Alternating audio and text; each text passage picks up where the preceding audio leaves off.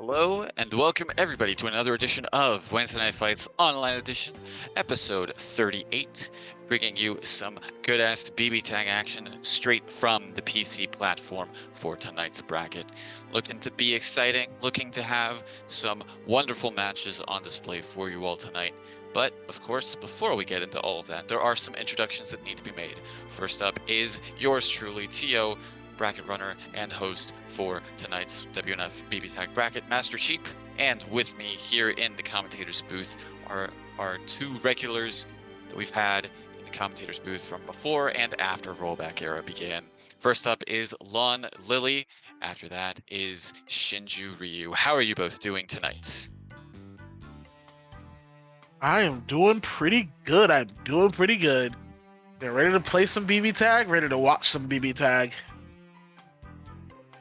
Oh, yep, Well, to be honest, I'm a bit boned. I've been doing math for 3 hours, but that won't stop me from giving you guys hopefully some excellent commentary here for tonight's BB Tag WNF action. As always, it is a great honor to be able to commentate for y'all, and yeah, we got quite a nice, I believe, 13 people. 13 people, yes. I know how to count. I just complained about doing a bunch of math. But yeah, it's always, a lot of familiar faces showing up here in the bracket. It's always a great time here at WNF, and yeah, let us get to it. All right. Yes, all that being said, introductions have been made. Unfortunately, the match arena for tonight is not active yet. I will keep people posted on that if it does become active in the middle of tonight, but in the meantime, that'll be MIA. So yeah, so with all that being said, we do have our first match for stream up and ready to go. It will be Cam versus Hachi. I'll leave you both to it. Word. Now, Hachi is somebody we've seen quite a few times, known for Akihiko and other various characters. Cam, I personally have not seen, but they are sporting a very dangerous team, and I can kill you in 1 to 2 hits. But so is Hachi, so it should be interesting to see. Yeah, we have Cam Dinar, a semi-recent participator in like these PC WNF brackets, did show up, I think, 2 weeks ago in the last PC WNF, and they were very, they had some pretty neat stuff here with this Seth Yumi. Definitely a team that has been like throughout this patch shown to be extremely strong, but has a very good grasp of the team and has, able to pull up a lot of the disgusting stuff that they have. So it'll be interesting to see how this first match of the night plays out. Okay, yeah, Hachi here just getting hit by the raw 5P, but just going to be bursting out of the situation immediately. Makes sense. Really don't want to deal with that kind of information. We tech those throws, and active switch trying to catch Hachi unawares. He is ready, though. Both assists kind of keeping each other in check. Blocks the active switch DP. Ooh. Goes with a side swap. Push block, and we're out of the danger. Seth in the corner, low, then overhead, and we're going to see a nice full combo. Yeah. Ooh, actually hit there with the sneaky grab setup. And yeah, just showing off the power of Seth. Yumi right here going to be killing off the Akihiko while going in, but immediately gets hit by that disgusting sandwich setup. Not already looking good here for Hachi. Like, Kevin-Ar's characters have barely been touched. Yeah. It's not really good either. Like, Wall can do a lot of damage, but he has to cover a lot here. It's going to take a lot for him to get out of this. Good defense as a start. Gets a hit, but not able to confirm. Now, he does have a lot of health, so he has some wiggle room, but at the same time, this team can push out a lot of damage. Yeah, and I mean, just off this hit starter, actually went for the reset setup. Yeah, basically did 7k, and getting frame trapped here with the Seth toe taps here, looking like Hachi taking quite a serve around there, to be quite honest. Yeah, barely got to do anything, and just kind of got his Akihiko killed very early. I mean, to be fair, like I said earlier, Seth Yumi a very impressive team comp. It has a lot of disgusting mix that you can have with just like, I mean, Seth with all that lockdown with the Yumi assist. It's so hard to really have to properly deal with because it's so airtight and everything like that. And like, it leads to games like that where it's just like vortexing your opponent to death. I mean, it was a bit of a slow burn there for sure. For Hachi, it took a bit of work to bring down that wall, but nonetheless, that was very much a game in control of Camdenar. Yeah, they have that from start to finish, and we see Hachi swap over to the Ragna. A wise choice, I'd say. Oh boy. Yep, and makes his burst safe. This is gonna hurt. Yep, gonna be spending the cash to activate the CCO well, and this is quite a good start here for Hachi. Gonna be locking in basically like a third of Seth's health. One touch situation for him, gotta be careful. Yep, very one-touch situation, but does get hit by the dash, and Yumi has you in the corner. Not where you want to be with this Ice Queen. She is quite the demon there. Yeah, but the orcs are out of the situation just after the push. Block going to be getting the conversion, but not able to fully convert. Ooh, okay, yeah, going to be getting a safe burst out. Nice spacing there to avoid the 2A. And we're going to get the knockdown situation. Able to jump out of the sandwich situation easily there. And Wisely decides to swap Yumi back in. Let Seth get some health back. Yep. Goes for it. Goes for the best move in the game. Good block. Side swap. Can't do anything with it. Gets grabbed. Ooh, uses EX corkscrew, misses.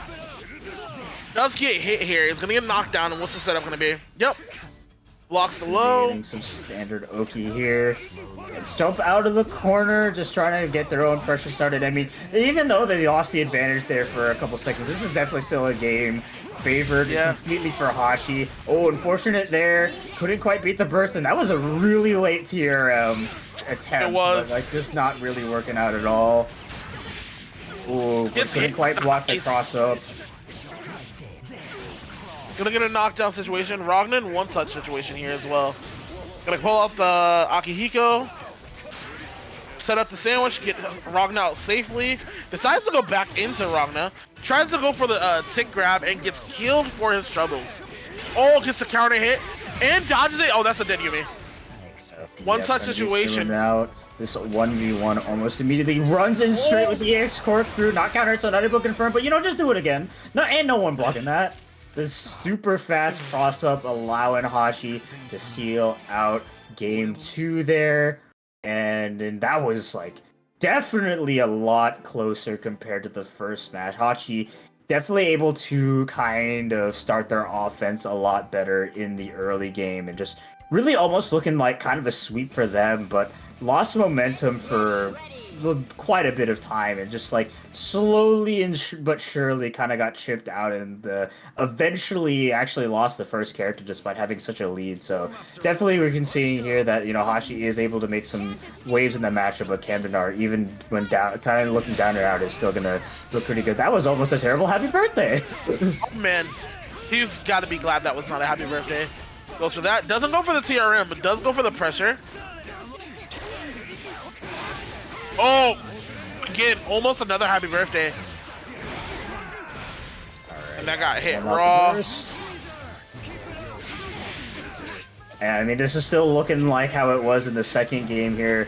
Like, Camdenar kind of put on the ropes here, 2 very low health characters, but still has some time to get going, but nah, just going to be swiping out that Seth from the air.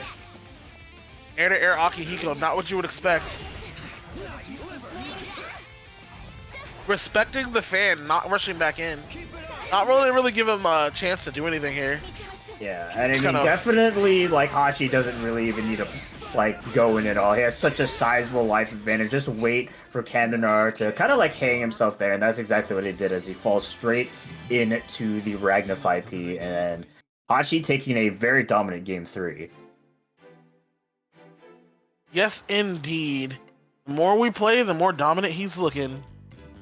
And bringing us to game 4, Hachi on match point here. Cam gonna have to do a couple of adjustments.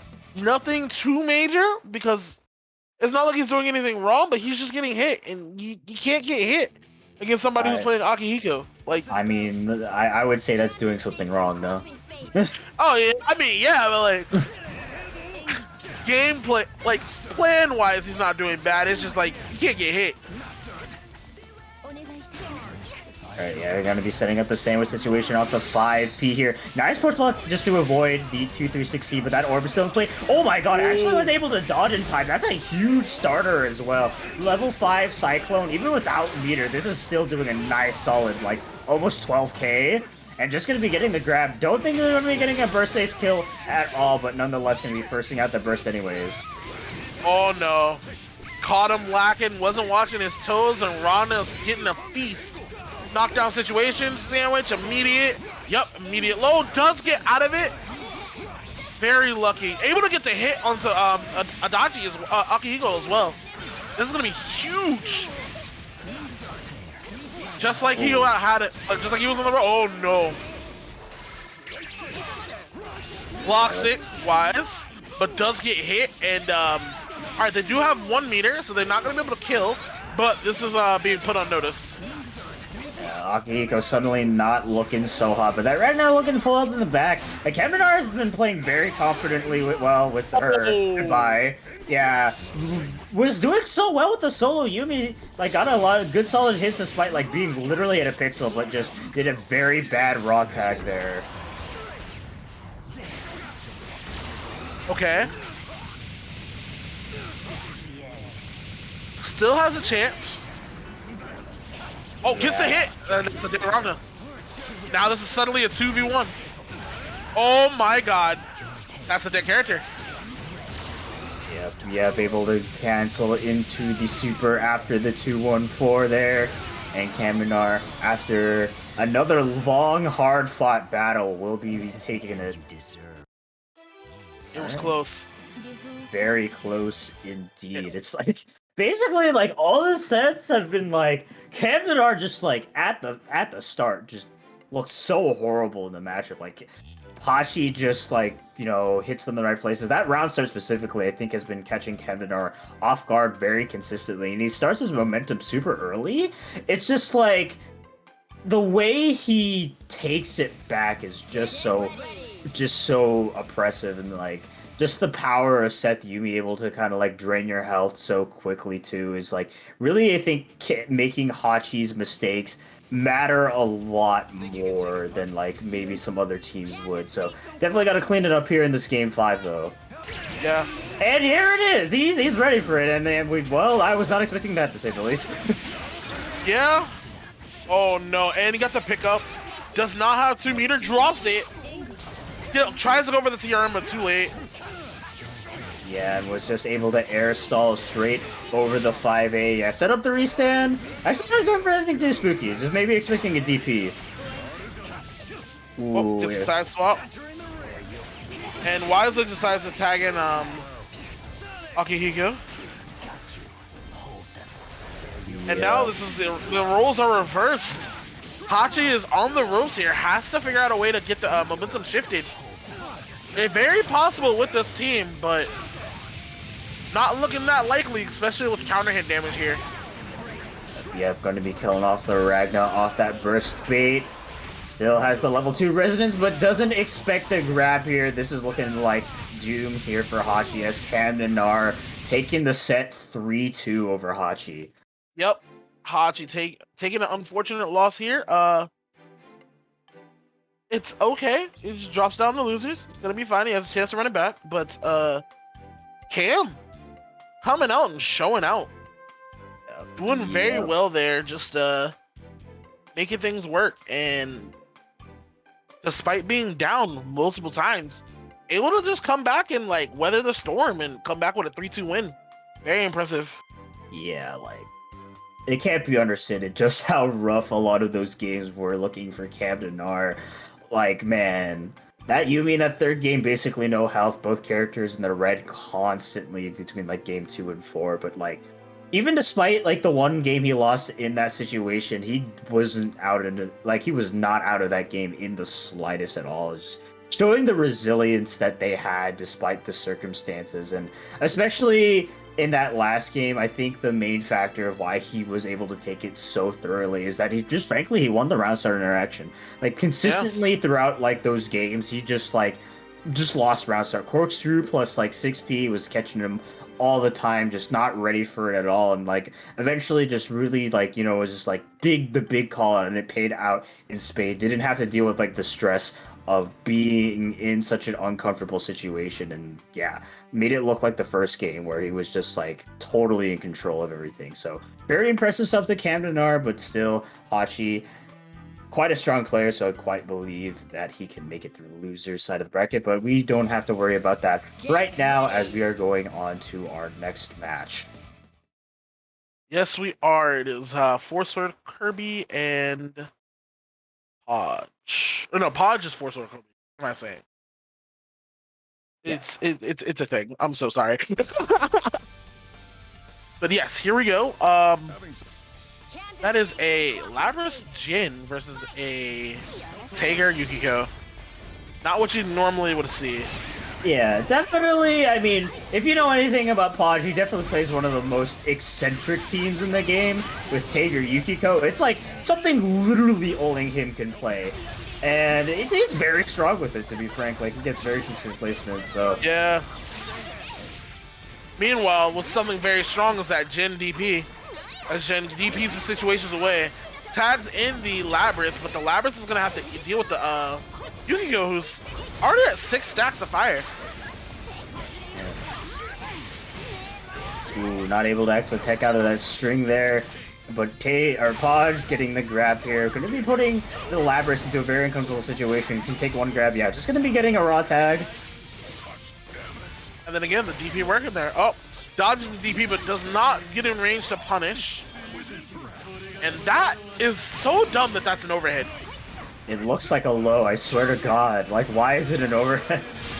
Okay, yeah, try to poke out of the situation, but Podge holding down the sledge for just enough time and gets the Gen 6 Emerald Tager Buster here. Gonna be a huge amount of damage here on this Tager.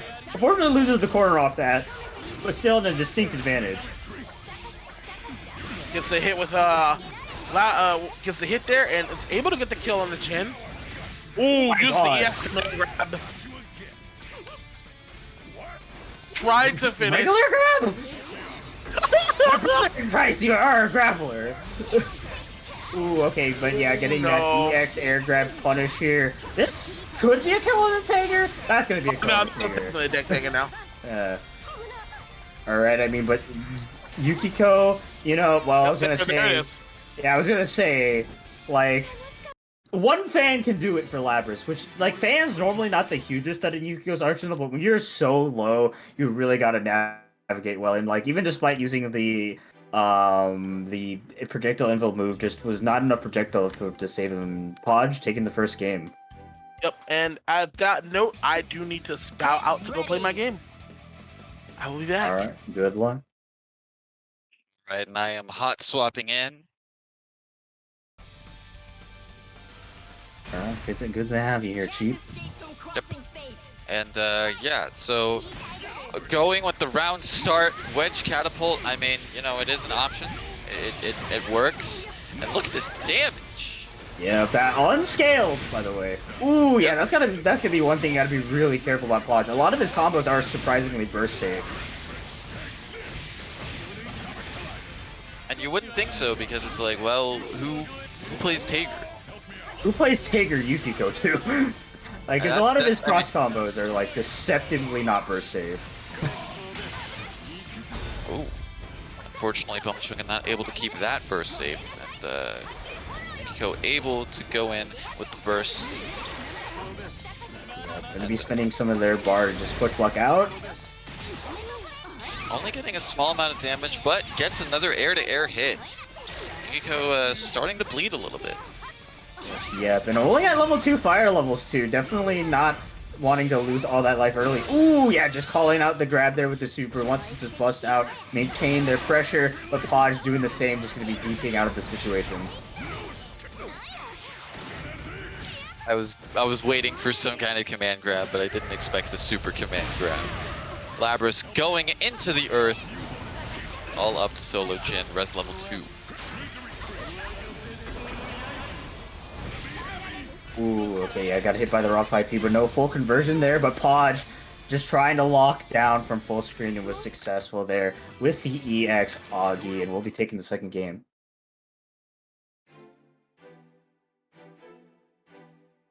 So far, it's Bumba-Chunga's been able to like keep it close, like threatening in terms of like killing characters and such, but unfortunately, just isn't able to eke out that like thing that they need to get the win. But you know, kind of seeing like they're like still able to get the good hits, still able to get momentum. It's just keeping that enough to be able to secure things. So we'll have to see if they're able to in this third game. Yeah, but Podge starting off with the offense here. Yeah, calling the 6Ps in the back just to protect him. And once again, hitting the sledge catapult. Going to be getting a nice chunk of damage as well as some levels. Now, hello? Level Already 9. at level 9. This is already terrifying now. You better not get hit by a special. Like, at all. Oh god, look how much. Oh my god. Oh, boo. Ballsy DP. Oh my god, if Podge with the meter there, that could have been a dead Lapras, but like, just doing that, just a one hit. Saving the meter. Saving the meter. Look at this. That's 10k. That was 13k. That combo wasn't over. Oh, there was more to it, I know. But goodness gracious, that was so quick. You saw Jin with his health just evaporate. Burned to a crisp. Yeah, I mean, look, he followed Pokemon logic, fire beats ice, and like, he melted. It was just a natural order of life. It was definitely super effective, let me tell you that much, buddy. But yeah, Podge taking the set, moving on, and it will be... they will be fighting Diddley in winner's quarters. Yep, that'll be one hell of a fight. In fact, that will be our next match on stream, by the way. Well, we will experience the hell that is this match. Yeah, man. I will say, from the perspective of a Yukiko player, I hate fighting Rachel. There's no two ways about it. Her screen control, screen presence is super oppressive for Yukiko to have to deal with. And like with how slow like Yukiko's projectiles are, it'll be very hard for her to like contest Rachel in the air. It's so much screen pollution to have to deal with, and like for Ruby too. Like when Ruby's on the screen, like she's constantly in your face. It's hard to contest her too. So just looking at this matchup on the surface, it's gonna suck. Add Tager to the mix, it's just like, man, yeah, Podge is gonna definitely have to work hard for this victory, because dear God. Indeed. But before we do get into that, I have an update. Maturino? Maturino is active now. Unfortunately, I don't see codes available. At least on my end. I don't know if somebody else can say, but yeah, there are no codes available. But there is still direct contributions as a method, and also the Matrino Marketplace. But before that, of course, there is the link you need to have there. Thank you to the people in the chat who typed it in. And yes, direct contributions are available to make. And also there is the Matrino Marketplace featuring works from our good friends over at Chitin Books. Lunar Life in Another World, Shitatsuki Rikisaki-san, Uzumator made his way too annoying, My Dad's the Queen of All VTubers, Welcome to the Outcast Restaurant, Gotcha Girl Core, and many more. Oh, also the Access Guide to Babysitting as well. So yes, all that and more in the Maturino Marketplace. So any purchase made there, portion of the purchase will go towards Maturino Bracket Pot. So you also get something for your contribution as well tonight. So all that at the main Maturino page. Glad that we have that active. Unfortunately, no codes, but hopefully we'll get those implemented soon if possible. Yes. Yep. No codes tonight, at least for now, but like, if you want to support our players, that's very cool of you. Shall we get on to the BB tag? Yeah. Yes. letting them know to start. And here we are, Rachel Ruby versus Tager Yukiko. Yeah, no, this is having the privilege of playing Diddley, not often, but enough. Yes, this game is not fun to fight, and probably doubly so for Tager. I'm not sure how it goes for Yukiko. I think you mentioned it earlier. Horrible. Okay, all right. There's no sugarcoating. I figured, but I just wanted to confirm. Yeah, it is a horrible start indeed here. Oh, actually going to be taking out of the George there, but Rachel. Don't worry about it. Yeah, Rachel. I'm sure a lot of people hate Rachel. I hate Rachel. I hate Rachel too. Well, actually, Podge hating Rachel enough to will that DP to be able to hit and get out of the situation, but unfortunately is put in another situation. Yeah, ooh, unfortunately there. Yeah, kind of lost a bit. Yeah, just trying to build up some levels, which is hard to do against Rachel, but if you find an opportunity to, it's definitely a good way to do it. Ooh, okay, yeah, nice 2B, or 4A. I don't remember what that Rachel is, but gonna be anti-airing that C. Oh, actually, Margaret into the situation. Surprised you didn't do the backwards one.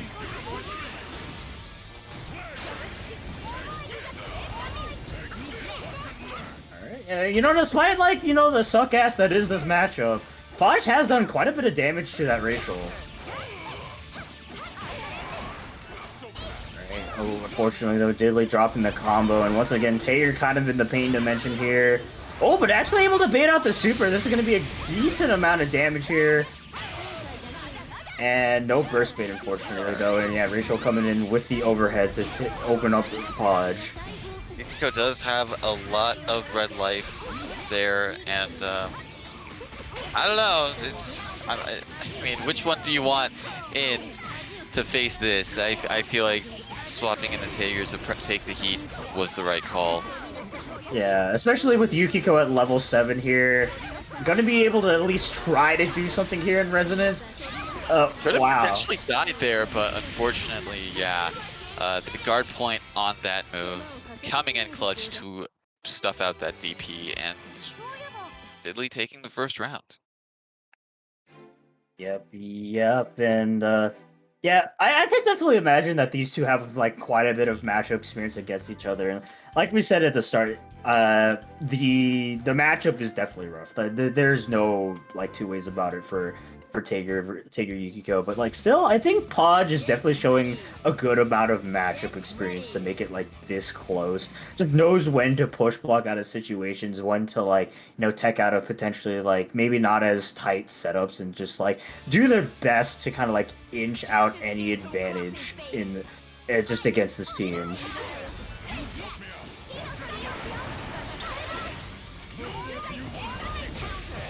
All right. Yeah, Podge able to get the hit with that 4A, but unfortunately not able to keep Oki safe enough from that DP. Alright, but yeah, gets opened up there with the delayed air dash mix.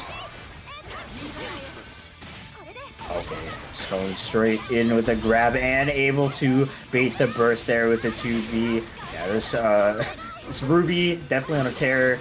I mean, we talk a lot about like Diddley's Rachel, but her Ruby is definitely quite formidable as well. Putting in some really good work with these high lows that Podge is not able to defend well enough against. Frog, George, my beloved, hold down the neutral and hold it down. He did. Podge once again in the situation. It's just been the constant vortex here. I mean, it's so hard to get out of Rachel for sure. As you've seen, just, you know, constant overheads after overheads into overheads. It's so many overheads to have to deal with.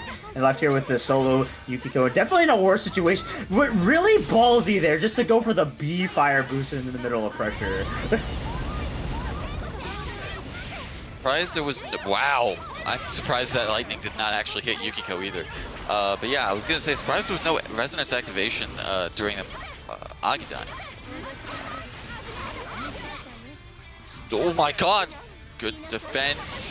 Able to get out of the corner, but still getting hit with the whiff punish on those fans.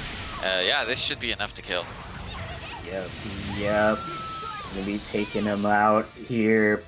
Podge definitely making at least some good progress in the matchups, but still, that freaking Rachel Ruby Vortex has been absolutely killing him, and it's just a frank matter of just, well, he guessed wrong on his block and like can't really get anything going. It's just like a lot of what Diddley does on the Rachel is burst safe, and you have to burst out at very, very specific points, or else you just like you can't really do. There's not a lot of counterplay against it, so it's just a matter of, I think, being right. It's just the fact of the matter against Rachel to be. It sucks. Just guess. And then just guess again. Unfortunately, you guessed incorrectly. Yep. And bursts out at a kind of an unopportune time there, but fortunately not going to be getting punished. But Ruby showing no fear here, just rushing straight in, doesn't care about anything that Yukiko is throwing at her, and we're bringing back in the Rachel here to get some pain. And some Oki with that super, and honestly, I hate whenever that super is active, because I'm like, I can't see anything, I'm just praying. Yep. Okay, yeah, not going to be burst safe that time. Unfortunately, yeah, Podge getting sniped out of the air, and Tager just having the roughest of times. Yep, just like that. Which, hello, everybody, I'm back. Tager is getting eaten alive by Ruby, while Rachel ults in there. Very, very unfortunate. Yukiko coming in level 0, though, like, not really going to be getting anything too threatening going. Just have to try their best. Yeah, we're actually bringing in the Taker. Doesn't want the Yukiko to die, but as soon as they do that, just going to be getting opened up with some overheads. Oh. And that is, almost a dead Oh, it's not. Oh, no. Either. Yeah, Rachel's DP being one of the better DPs. This is a Yukiko and a dream, to say the least, but the dream is slowly fading here. Got opened up by the 2A. Level 0 here in a sandwich situation. Yeah, I mean, God. What a mountain to have to climb, but unfortunately not one that Podge is able to ascend here, as Diddley taking a 3-0 victory. And Olympus up there, showing us very thorny. Very big thorn in your side. I mean, as Ruby and Rachel saying, that rose do be having thorns. Alright, and with that being said as well, I have to go play my other match. Yeah, hey, I mean, look, you have matchup experience. You just saw Podge play. Yeah, let's see. Alright, wish me luck. Alright. Looks like, yeah, the top side of the bracket has been decided for Winners Semifinals K-Raid versus Diddley, but we still gotta figure out who is going to be on the other side of semifinals here between Kiyomi and Mr. Eater. Looks like this is what we're gonna be having up next. Yes, Kiyomi versus Mr. Eater will be our match. Winner of this will be fighting Texas Monkey in winners semis. The other side of winners semis is Gatorade versus Diddley. So we will be seeing those matches coming up shortly. But yes. Yep. Alright. So Kiyomi, definitely a all-star here in terms of the SoCal BBTAG scene. Very much a wild card of a player in terms of their team pick, and definitely in terms of their playstyle. Messes about with basically the entire roster, but they are, I would consider their main team to be Jubei Carmine, definitely a Jubei aficionado. But like I said, very much willing to experiment with teams, and one of the teams that I think he has been enjoying quite recently has been this Yumi Chie team. Quite a formidable team with quite a formidable player. Haven't really got to see him play it all too much, to be quite honest, but with the player that we have playing it, it's going to be quite the wild ride here. But Mr. Eater, a kind of a rising star here in terms of, I think, just like WNF BBTAG. Showed up decently recently and been making some great strides here with his Dachi Izuyoi. Very much looking forward to see how this matchup plays out. And I mean, you always got to be ready against Kiyomi. So, Mr. Eater, I don't know how much they fought in the past, but like you might get blown up if you're not prepared, because this man will definitely is not afraid to mash and pressure, you know, DP and strength bases and everything. And with this team, one of those mistakes that you make can lead into utter and complete doom.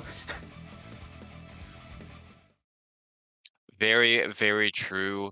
There are like GA is definitely a threat, and if depending on the team, of course, all it takes, as you said, one good hit, and that is lights out. So we'll have to see. I've seen the shenanigans that Kiyomi has put up with this team before, so it could be something to watch out for. But Mr. Eater having a very good start with the burst bait and getting some good damage on both of Kyo's characters thus far. Yep, and once again getting opened up by the overheads here. This GA not looking so hot. Okay, yeah, try to bait out a DP or burst, whatever there. No dice, but was successful on this burst base.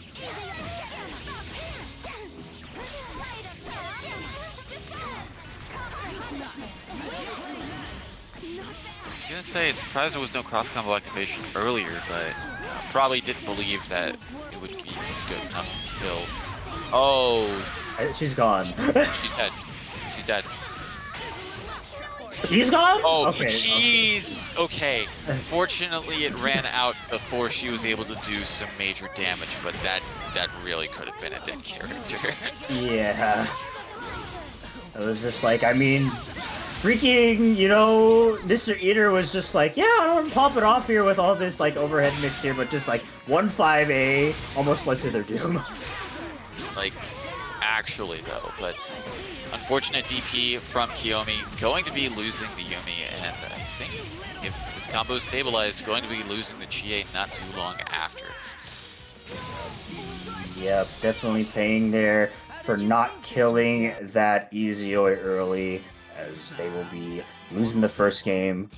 Yeah, definitely pretty greedy there not to just like spend the EX Dragon Kick. I'm almost certain that would have just killed, considering like how that combo was panning out. But yeah, unfortunate mistake there for Kyo, but nonetheless, still making a statement there just in terms of how he's playing here this first game.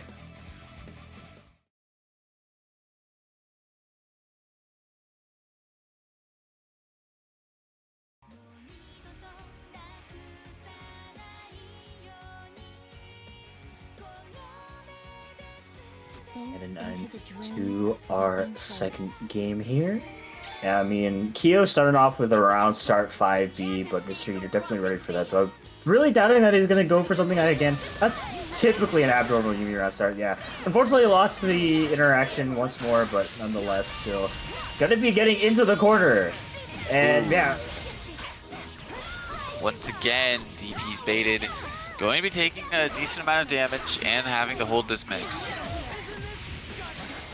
And the burst coming out once more, baited again. Kyo is definitely just making a lot of like unfortunate defensive decisions in like all the wrong places here.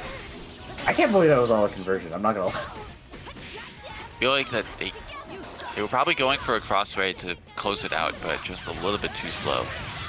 Oh, okay. Could have been bad. Could have been a lot worse for Mr. Eater right there. That could have just been the game, quite honestly. Ooh, yeah. Gotta be careful about the situation. Don't want to be caught in this mix. Nice block on the cross up. Oh, yeah, tried to go for an active swap mix there, but just was a little bit misspaced there with the EX Dragon Kick. Ooh. If he was able to convert off of that straight projectile active swap, that would have been amazing. Okay, yeah, definitely respecting the cross combo call there. Doesn't want the Yumi to die quite yet. Just got an active swap mixed by the 6B there in the sandwich, but actually hits the counter. Tried to go for a TRM, but just a little bit too mistimed. Tried to go for a throw to, I don't know, maybe punish something that Eater would do, but it looks like that will be the next game for Eater, looking pretty solid in the especially in the beginning of these matches, like able to really call out Kiyomi for a lot of their defensive decisions. Yeah, it's just been like I feel like Kyo is not choosing the right places. Like, frankly, just to DP out. I feel like the neutral game has been like relatively fine for them, but they just like kind of let themselves get snowballed. I feel like, or at least like maybe not too comfortable with like the easy way Adachi like kind of teams and setups here, not like fully understanding what they're capable of and making some rash decisions there. But nonetheless, going to be swapping over to something I think they're a bit more comfortable with.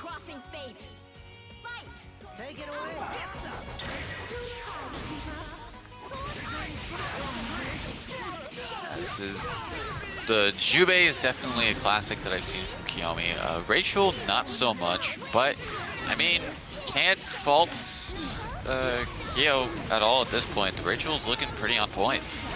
Yeah, definitely.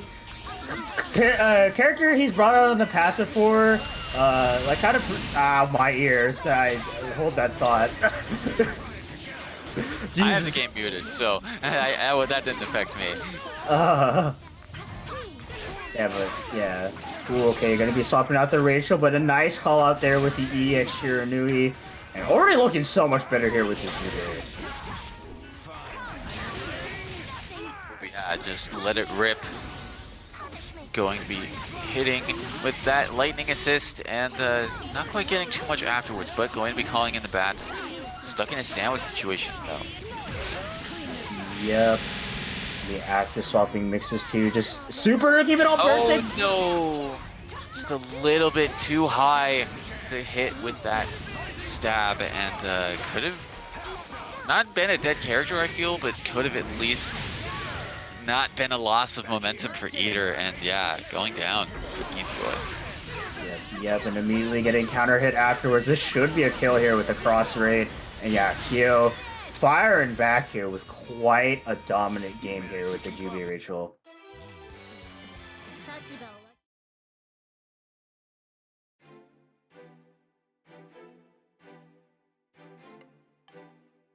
Definitely, I do feel like this team from Kiyomi, not only just like with the comfort with the Jubei being, Jubei being his most proficient character and all of that, but also like just the Rachel in general providing a lot of good space control assists to really snipe out Ezio in the air, snipe out any like raw Zeos or anything like that, and just generally her being a lot more of an evasive of a character to really lock down is helping him a lot in the matchup. I think it's going to be a very good, good matchup because Kiyomi can cancel that skipping the neutral. So, which I'm back, by the way. Oh man. I don't want to talk about it, but our sword super got hoed. It should have hoed Tager. So Be like that. And immediately active switch. That was a dead Adachi. I blinked. Died. Yeah, I mean, okay, yeah. Raw super in the air like that, that's definitely a Kiyomi move. Like that's distinctly him. Oh my god, yep. Very nice conversion there off that that air hit. Yep. Where is he going? He is going somewhere, unfortunately. Very good use of the drums to get out of that situation, but does not get out of this situation. Mr. Eater does not have meter, but able to get a book punish. Cross combo. Tries to get the sandwich there. It's a hit, and Rachel's gonna be. Oh, nope, never mind. Drops it. Rachel's still getting the hit anyway. Somehow took the corner. I don't understand how she got in the corner, but yeah. Setting a sandwich up with the assist. And, yep, there it is. Good defense. Does not block the 5C, though. And here comes Eater. No meter, but out a dream. Not impossible. But you really want to make sure Rachel's the one that dies here. Oh, never mind. Yeah, the JB able to snipe out the air move there as, yeah, Jubei, Rachel seems to be the correct team swap here, as it's now suddenly Mr. Eater being kind of put on the ropes. Yep. Very, very true. Rachel having fantastic ways to pretty much invalidate all of both his entire team in terms of and then Jubei having drums to help deal with the corner is super nice. So Rachel can pretty much invalidate Adachi and Izuyoi, while Kiyomi can invalidate kind of works out. Kind of forces him to interact with the team. He does not like interacting with people. Yep, and maneuvering around the neutral here with this Shirinu plus assist.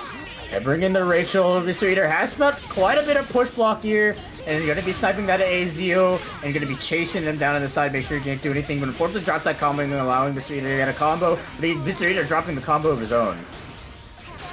Drops a combo straight into a sandwich, but was able to get out because there was no mayo there, and puts him in the sandwich himself. Nice work. It's low. Gotta wash them toes. And gonna decide to cash out. Yeah, gonna be putting Kiyomi's Jubei on the brink of death here. Okay, yeah, gonna be bursting out of the situation. Just going to make sure that Jubei doesn't die. Still calling him out sometimes, but like, you gotta be really careful. Ooh. What? What in the world? Oh my god, yeah, Kyo has to be super careful about what he does with his Jubei now. Like, he's been calling out pretty liberally, but one more touch could really spell doom for him. Yep. But he's gotta be careful here. He's gotta choose who he wants for resonance. Oh wow, I think Ida was looking for a burst there. Yep, decides he's gonna rely on Rachel. Quick burst. And this is level 4 Rachel, so That's plus, yeah. DP on that Alright, situation, yeah. the DP.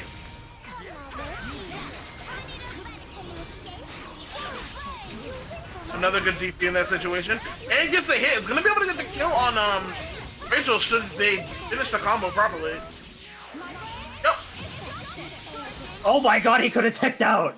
He could have teched out. Oh my god. Kyo, what are you doing? He believed they wouldn't drop it. Unfortunate. He could have brought it back! Oh, unfortunate there, but you gotta live with your mistakes as... Kyo's blowing up the chat right now. He says he was holding a button. I don't know, man. The game didn't register that you were. It's okay, Kyo. It's okay. Both of us can get hoed today. It's okay. It's not your fault. It's not your fault.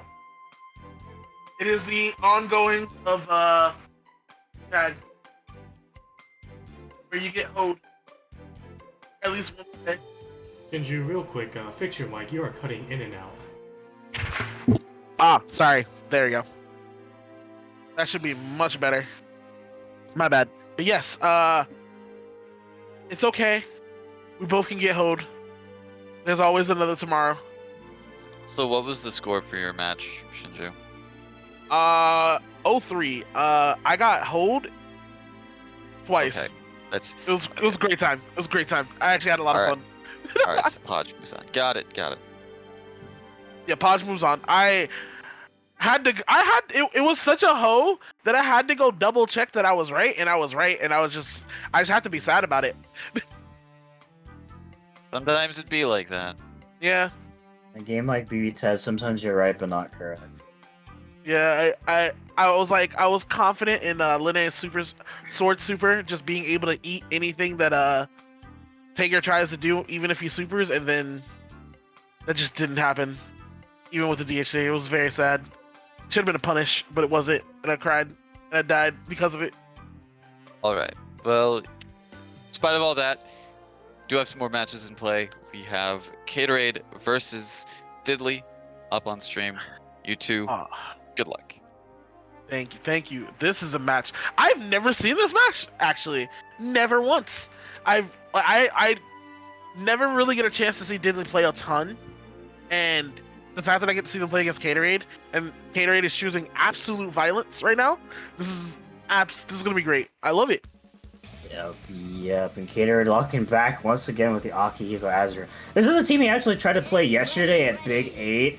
Unfortunately, some of his characters got astraled, so he couldn't really commit to the team all that entire time, but ended up actually winning that tournament. But the thing is, it wasn't with this team. So if that's anything to go by, he is willing to go back to some of his more main teams like the Wise Kuragane or like the Akatsuki Kuragane, but like for the time being, he just wants to really mess around and practice with the team. And yeah, I don't know how to think about this matchup on the surface. It seems very interesting. Oh yeah, this is very yeah. This game sucks. There were so many interactions there that just made no sense. Here we go. So, as you can see, Azrael just does not care about mix. And yeah. Again, Azrael coming in. Oh my god, where is George? Is he okay. I could not see. They're pretty much forcing each other into neutral, and he gets a hit. Oh, that's a dead character. Yep, a very good push block there. Definitely catching Diddley off guard was expected to be plus, but it turns out you're minus. And the Rachel going down, but this is the really terrifying character in Resistance. Level 4 Rachel is quite the formidable opponent, but like, dear lord. Still got quite an amount of climb, but like, Diddley definitely one of the best Rachels. I've seen her make some crazy comebacks. Oh yeah, especially since the fact they're not popping it now. Wait, Diddley! Oh no. Yeah, somewhat of a dangerous game here, as like one touch could mean that they could just die instantly, and yeah, just gonna be waking up with the super able to actually catch the Akihiko, but not gonna be a kill. Oh, yep, corkscrew, and that'll do it. Corkscrew's really good about keeping you locked down, that's for sure. Yep, and God, that's such a like, I don't know if that's an intentional setup or all, like off the hit Croak Super 6B, but it just seems like if you get hit by it, you might not get like a conversion off it, but you still get like an active swap 50-50 sandwich, which is just like, damn. Yeah, when you think about that, if you get a 50-50 sandwich off of something like that for 1 meter, and then like the kind of damage that team does, that team can do with also just 1 meter, it's fair. I'd do it. Like, that's just how it is sometimes. But yep, Canterbury taking game 1. Italy probably gonna make some minor adjustments here to avoid getting hit by Akihiko or Azrael, because they will kill them. So yeah. All right, once again, Caterway doing the same round start. That should be going to be a punish there. Fortunately, try to set up the sandwich, but Ruby had other plans here. Nice block so far. So you gotta go block the. My God, his defense. And as soon as I compliment his defense, he gets hit. Oh hell yeah! He blocked 7 overheads and 16 lows before the 17th low hit. Gets the hit with Gustav with that move, and then we're gonna be spinning that bar. We're gonna go to a trip to Azrael land in the corner at the cost of 7.3k and a dead Rachel. Oh no, but that is going to be a hurting Ruby at the end of this. Ooh. Ooh. Okay, Red Vortex definitely here. What? Something clashed and then he still lost. I'm not sure. Goodbye, Rachel. Bye, Rachel. Akihiko 6B was what clashed. Oh, okay. Oh, okay. Thank you, Mr. Akihiko man. Oh no. Oh, yeah, the unfortunate DP at the end dropping out. That is a mistake that won't be fatal, at least for this Azrael. Too much health in play, but nonetheless a mistake. Gonna cost Catering quite a bit. Unless if he decides to just punch his troubles away. But yeah, he still kept in the Azrael. I'm surprised about that. But it is working out here. The Gustav plus 6P going to be killing off the Rachel, but was a bit too ballsy on the contest there, and Rachel swiftly taking out the Azrael. Yup. Ooh, challenging that, knowing that he was probably going to go for the EX corkscrew. And here comes the chip. Lockdown. Gets the hit, but nothing there. Oh, what a way to use the wow. I have no words. He used the fact that he used the parry to punish it with the super. If my eyes did not deceive me. You can't punish parry. Yeah, It's well, he's able to block out of it after it. Okay, well I don't know what you were hitting Caterade, but you got punished for it. Yeah, I mean, I have an Akihiko master, but if you do commit to a move in the middle of weave or let go of it, like you can't get punished afterwards. So that's probably what happened. Maybe he was just like not expecting to need to sway for that long, or maybe tried to commit to something else. Who knows? But yeah, it's just unfortunate then for Gatorade. Yeah. Italy knowing the ways to use counter hit super to get those kills. Yeah, I mean, And Resonance Rachel doesn't like it's still Rachel damage. It's not like huge, but she can do a surprising amount with just button little loops. yeah. And we get the overhead, and the DP is gonna be able to punish. No, he's not. But he's gonna meet Ruby in the sky and knock her down. Oh no, is she dead? She's gone. As long as there's a cash out. Goodbye. Yep. What? That was 12K. He needs it. Yeah, there. Oh well, here comes Rachel, double overhead. Yeah, this is It's level 2 resident, so not level 4, but still very scary if they can somehow chip away at all this health. in Resident, like Rachel with just a ton of metered afterworkers is always going to be terrifying here. And you know, Diddley like kind of playing like in and out type of playstyle, just like really dipping in and like trying to find their hits here. It's been working out decently well, but forced to pop the resonance here off the hit. Yeah, bring in the frog. Pass this frog down. Frog saying, I don't care about you, Azriel. I'm coming straight for Akihiko. Good recognition there, being able to jump away from the Azriel.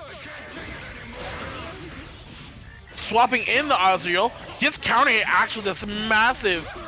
Can they... No, the thing is going to get one more. Yep. DP's the situation away. Now you have to eat the sandwich. Yeah. He's a meter, that's not good. That should be gone. Yeah, it doesn't even need to do like super extended cyclone loops or anything, just enough here with the super into the DHC, and Diddley making a very valiant effort to make that solo Rachel comeback happen, but man, got so many good hits here and there, but wasn't quite able to make any like huge snowballs happen, and the sheer like lack of damage output and the fact that like Aki and Azrael, super beefy characters that take a while to kill, just couldn't like seal out a significant advantage in time, and just the Azrael Akihiko damage coming back to like creep them and like really just destroy the momentum they had. Yeah. And Diddley put on the ropes here. They do have one more chance. It's I believe 1-2 at the moment. Yeah, 1-2 Gatorade's favor. Yes, indeed. Caterade looking to move on, and Diddley looking to thwart his plans.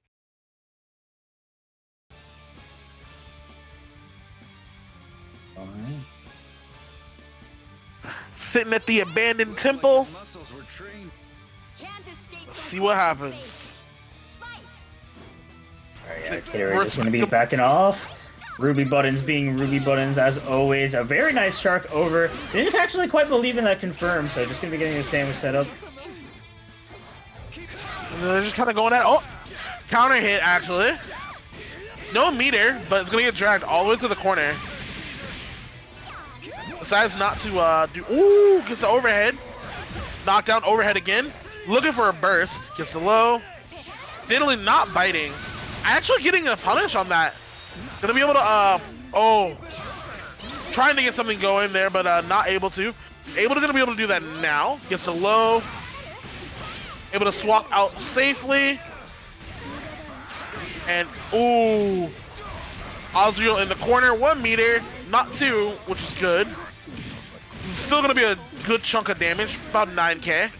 8 points. Yep. Ooh, yeah, not able to actually punish that button Lily there despite baiting it out. And yeah, this is looking like a relatively close game here. Rachel, like, going in with the overheads as per usual, locking down the advantage once more. Trying to get in and close the deal.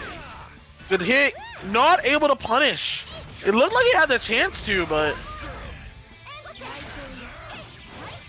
Very okay. surprised about that decision to DP there. Like, Ruby and Rachel were quite a bit away. Don't know if this, yeah, didn't build up the cross combo gauge to confirm into a kill, but nonetheless going to be locking down the corner with the push block, working out, and the Gustav with the 6 cleave, also able to kill off the Rachel. Again, baiting it again. Decides to do it again. Gets the fiddly. Oh, gets the punish. Damn. Yeah, it looks like I'm noticing that Caterade is committing to the Growler there. It looks like you actually can't get a punish on that if you commit to that, so that's something you gotta be aware about. Yeah. It's good knowledge to know. Rachel again, able to get out of a lot of situations with Biden Lily. Yes.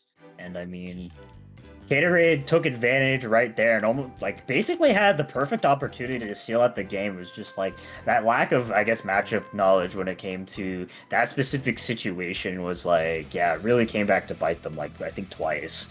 So, Yeah. Now that they know that, and now that they're more aware of it, definitely not going to be catching them off guard once more, but yeah, you still gotta get through the Rachel Ruby stuff nonetheless, and yeah, we see how this game 5 plays out.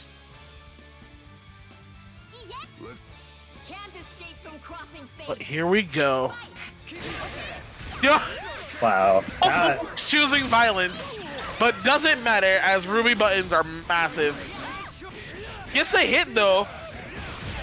These quick blocks have been like really good here for Caterade, just on the assists, and I mean that's gonna be a dead character.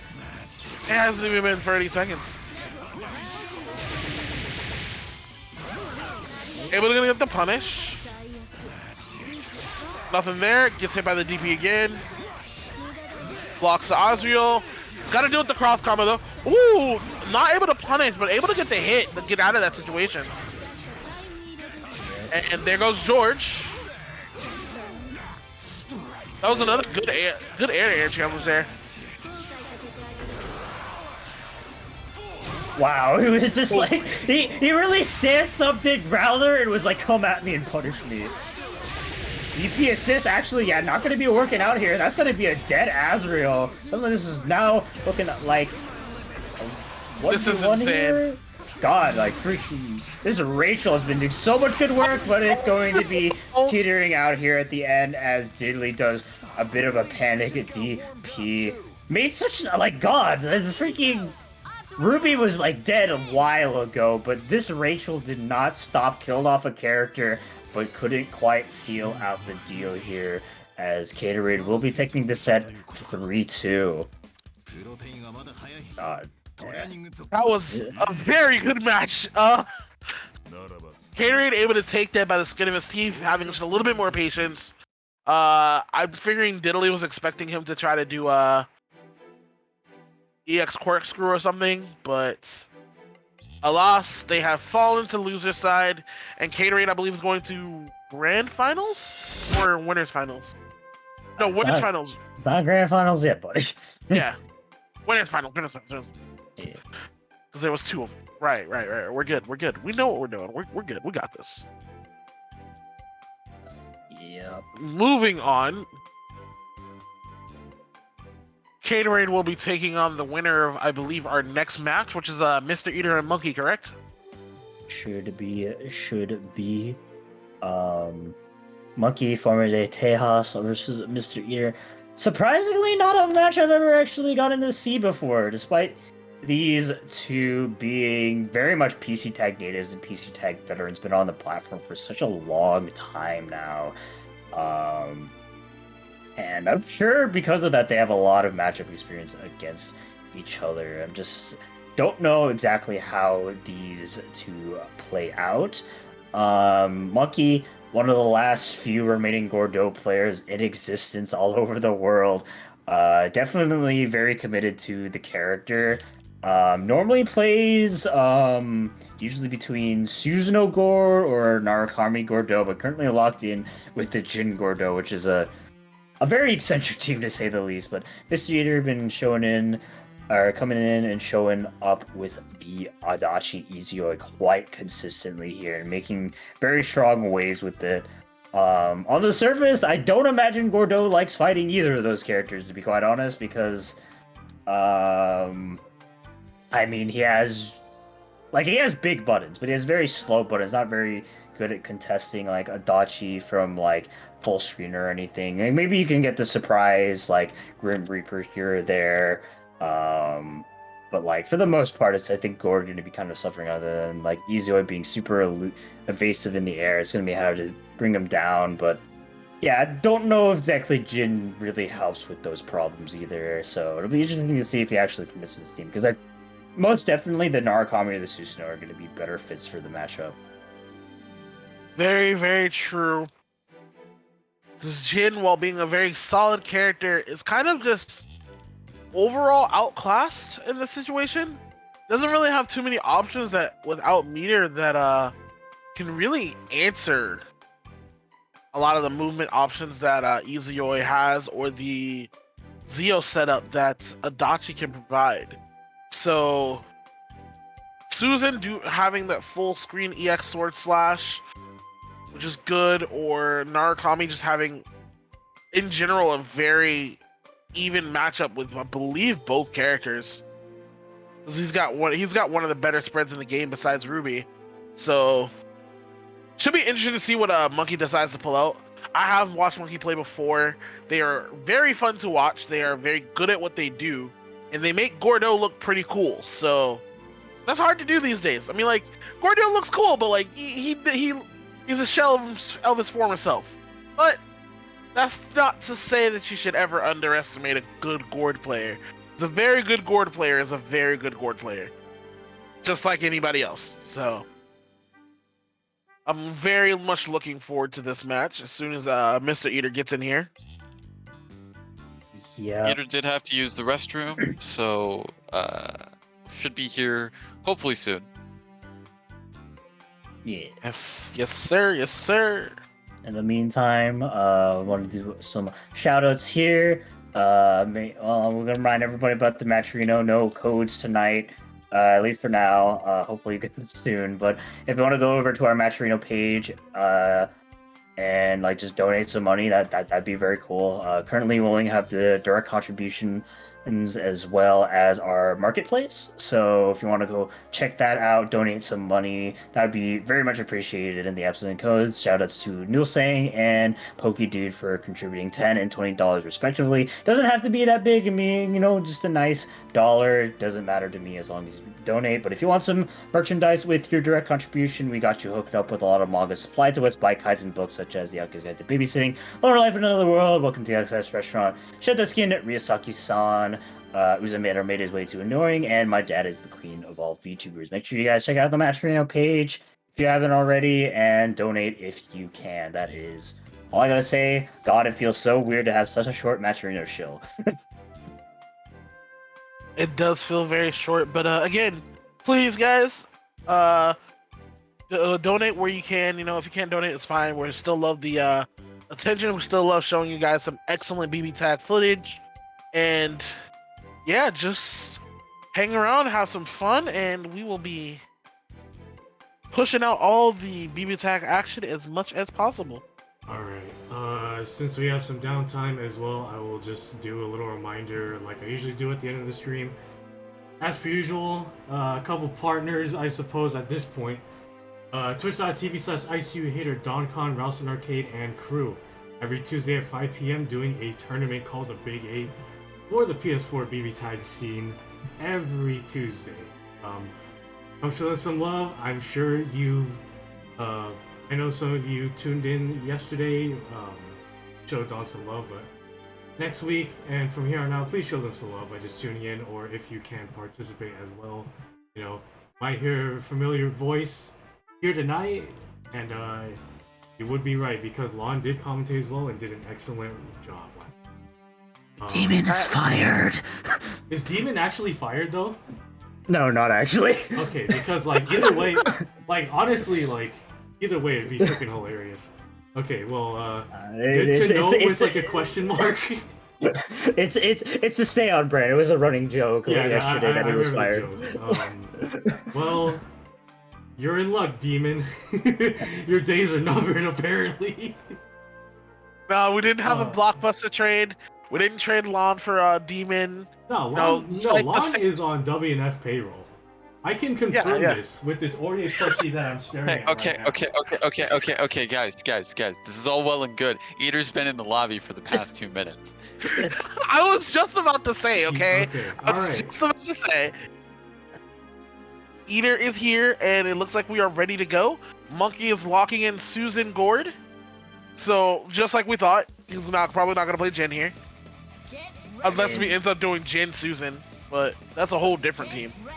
Yeah, I mean that would be a very good team. I've seen that team in practice. It can do some very disgusting stuff, but yeah, gonna be committing to the good old classic Gordo, and I think the main thing in this matchup is just like you really want to abuse Susanoo assist as much as possible, right? Like you really want those 6P to snipe out Zio setups from full screen and everything. Make sure that those assists are being checked as well as Susanoo's big 4P is going to be catching both Izioi and Adachi in the air because they're both characters that kind of like being airborne sometimes. So, well, you don't want to get a happy birthday to start, that's for sure. This is gonna be Gordo does drop out, so he's gonna get the knockdown. Decides to go for the sword super. Why does that did so much?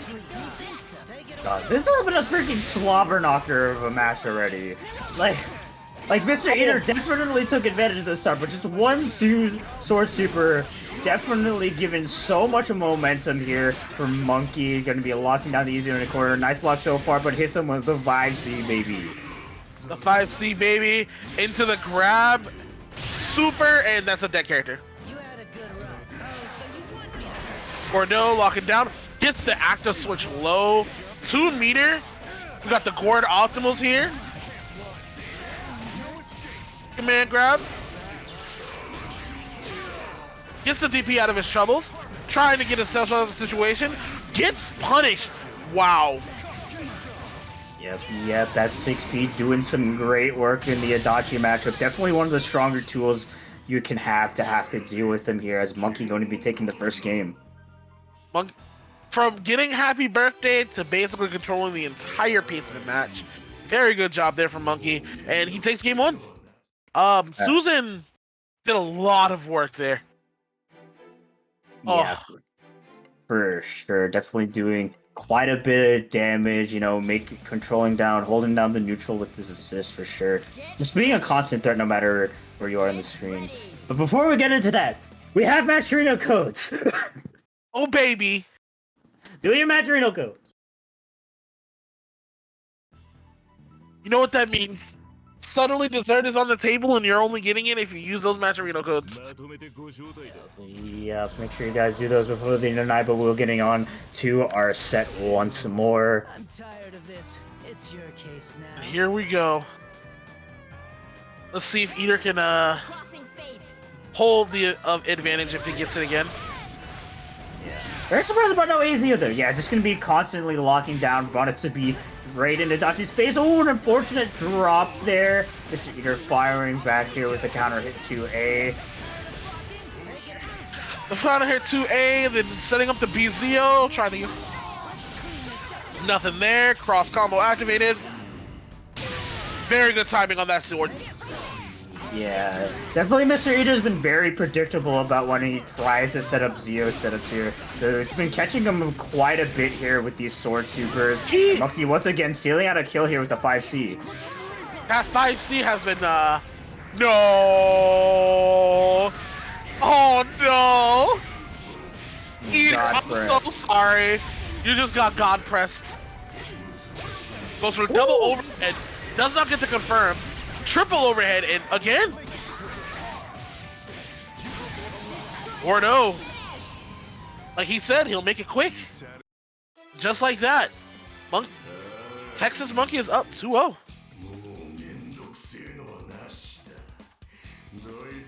That was Yeah,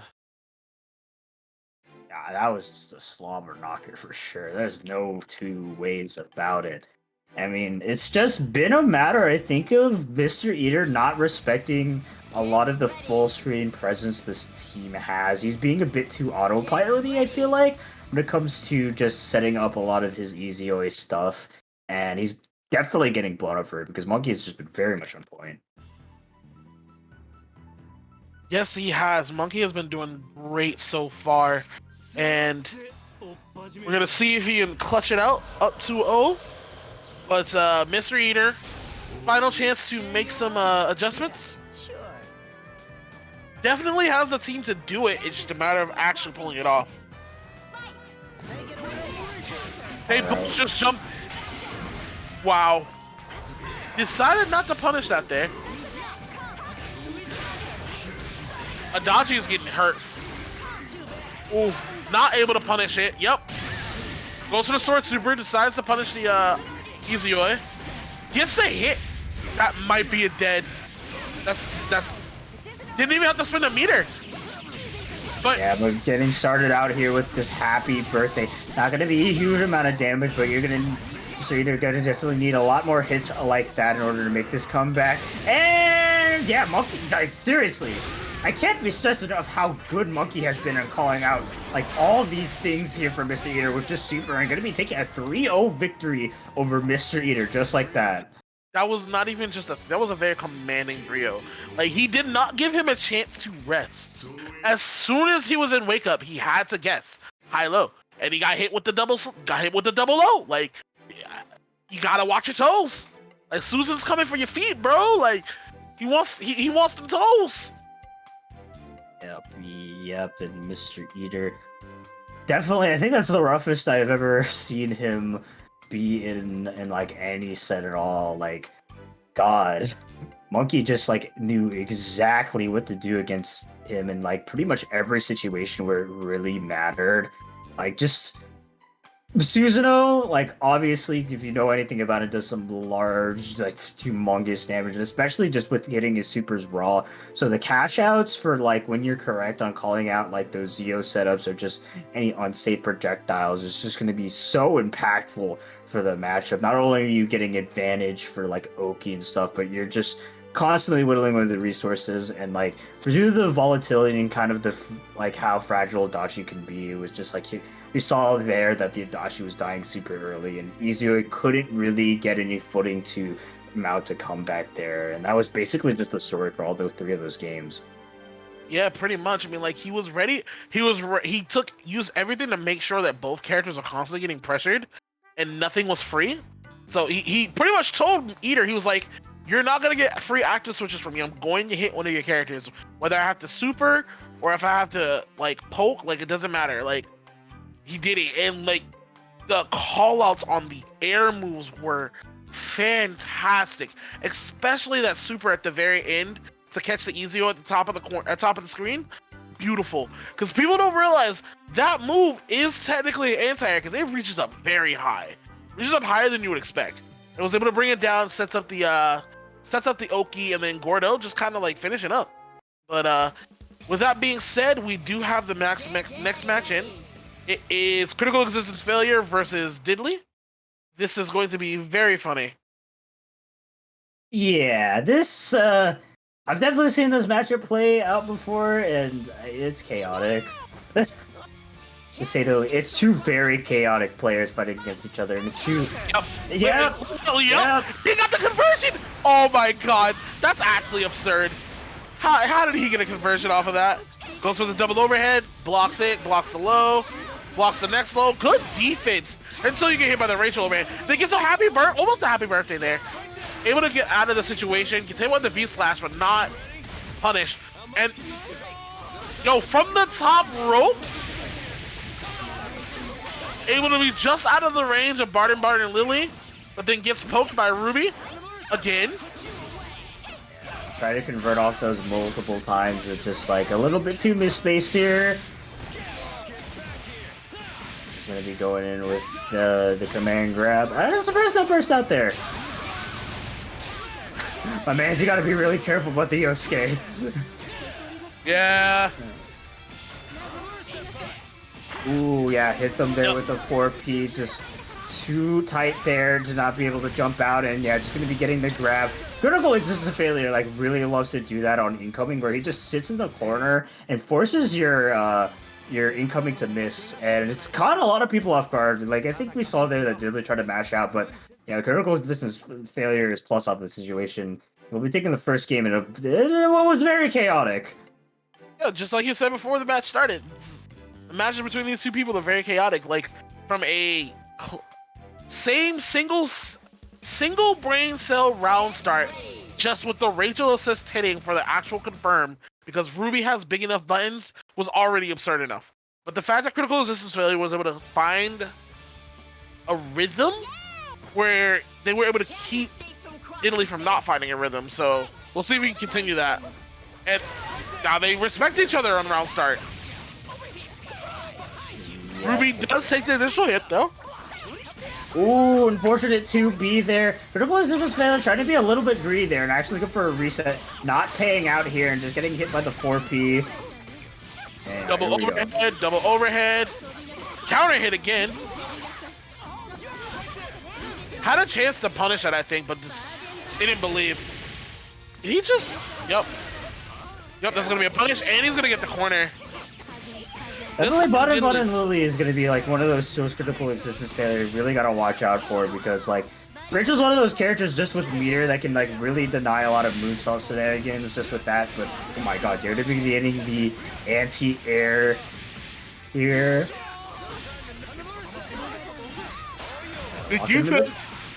But gets hit by the command grab again into an immediate super. Not going to be able to get a kill? One such situation though. Does get to Barty and Lily. And the conversion, or not able to get the kill. Oh my gosh, almost gets it. They're actually able to get the kill off of that. Ooh. Rachel, ooh. Yeah, just ran up and blocked the... Oh my god.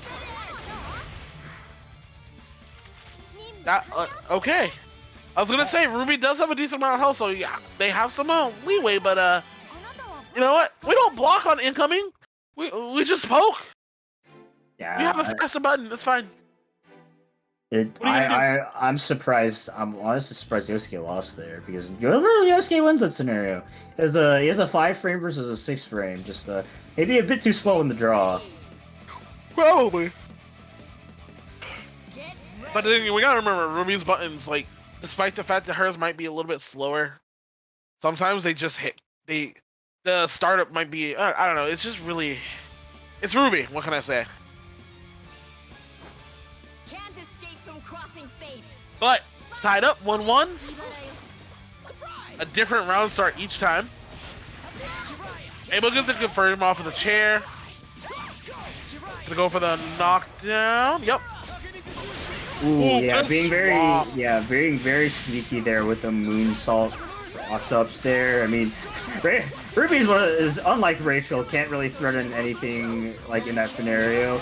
Ooh, my god, yeah, try to go for a throw reset there, but Critical Existence sniffing it out there with the super. Yep, and Yosuke's super is really good at sniffing those out. Gets hit by that and gets the conversion. Ooh, does not bait the burst, however. Gets the hit onto Kanji there. Face the DP. Alright. Looking at 8.1k. Oh no. Oh. Yeah, tried to backdash out of that situation, but it was a little too tight to set up the George. Get a little bit extra damage here on the Yosuke. Oh no. That's at least a dead Ruby. Unless I curse him. That was so unfortunate. Yeah, but nonetheless, still, like, looking pretty doable here for Critical Existence Failure. Literally both characters in the one-touch zone, and there's the one-touch against the Ruby, needs the one-touch against the Rachel now, though. Oh. Breeze the super, is it gonna get the punish? No. Yep. Wow, I would have blocked there. The Butter Lily was still coming out, but I guess it just didn't have active frames. I think that's a knowledge check, actually. I don't know how much active frames it has, especially from resonance activation from where he did it. So I don't know. I would know nothing there, but that puts it 2-1. Yep, 2-1 in critical resistance failure's favor, I believe. Correct? Yes. Yes, y'all, and it don't stop. Game 4. It's looking to take out all the stops. Here we go. Crossing fate. Fight. Blocks it and gets the punish onto the V-slash. Very good work there. Goes to the setup, Nago. Nothing there. Push block the troubles away. Good DP. Now sets up the sandwich situation here. Gets overhead. Ruby, good job there from Ruby setting that up. Rachel getting the damage in. Setting up the Oki from the spell. Making him use the meter to get out of the situation. Lets him attack for free, but does get the conversion off of the hit there. And here we go. DP in there. The fadeaway overhead. Again, another DP in there. And there it is. Good DP there. Constantly trying to lock him down, hit him with the resets. Actually able to hit the butter button and Lily on that whiff, but not able to get a conversion into threatening a kill. Yeah, just Rachel just going to be playing it here from full screen, really just forcing critical existence failure to approach, just constantly trying to run away. Yeah, activating that cross combo just in a futile attempt to get in, but yeah, just going in at the right time to counter hit critical existence failure. Yep, gets the overhead again. Good work there. Kanji on his own. Oh, does not get the pickup there, unfortunate, but still in a one touch. Able to stay away from the oh, gets it, but not again. Not able to get the conversion. Gets the anti-air, gets that. Kanji suddenly not in a bad position here. Yeah, just trying to lock into the pressure. He really just wants to do that move, and well, it kind of worked out. Yes, it did. And he gets almost gets a conversion off of that. Spent all of his meter to do that, though. Good DP. Destroys this. Oh, destroys that in one hit, and there it is. Yep. All right, and that brings us set tied up 2-2. This is looking very good. Definitely very, very close between the two, to say the least. And that critical failures Kanji is definitely like the X factor for CEF, because like this Kanji can definitely make some crazy comebacks, but like against Rachel, the Ruby was looking fine. I think he was navigating it around well, but it's just so hard to navigate around Rachel as Kanji. My God. Hey, we're doing that for the game 5, huh? Not in enough range to actually get the hit on that. Oh, gets a happy birthday. Not able to get a full conversion. Kanji? Yeah, Kanji going the wrong way there. Not able to correct in time. There we go. And here goes George. Goes to the low. Good defense. Uses Yosuke's persona to really clear those. Swaps to Yosuke. Yosuke actually be able to get the hit onto Rachel. Yeah, reverse missing out. Ooh, yeah, fake the moonsault there. Diddley was definitely expecting a cross-up, but there was none. Ooh, yeah, gonna be super out of the situation and able to get the punish there with the EX run. Critical existence failure. Looking like they are gonna be sealing out the advantage here with this super, putting Ruby in the one-touch zone. Yep, Ruby's one touch, but is not quite over. Gets the hit, but no conversion. Immediate cross combo. Unblockable DP situation. Forcing a burst, but gets caught in the Kanji's willing hands, and Rachel is down. First time she's been the first to die, And because of it, oh no, Diddley, yep. She was ready for that. She was ready. She got a hit by the 4A and was just out. And Critical Existence Failure will be moving on, while Diddley will be bowing out of the tournament. A valiant effort, great time, but they have fallen, and we will be welcoming Ford Sword Kirby into the room. Critical Existence Failure will be playing the winner of Mr. Eater and Ford Sword Kirby, I believe. Meanwhile, we have Caterated Monkey on the winner's final side.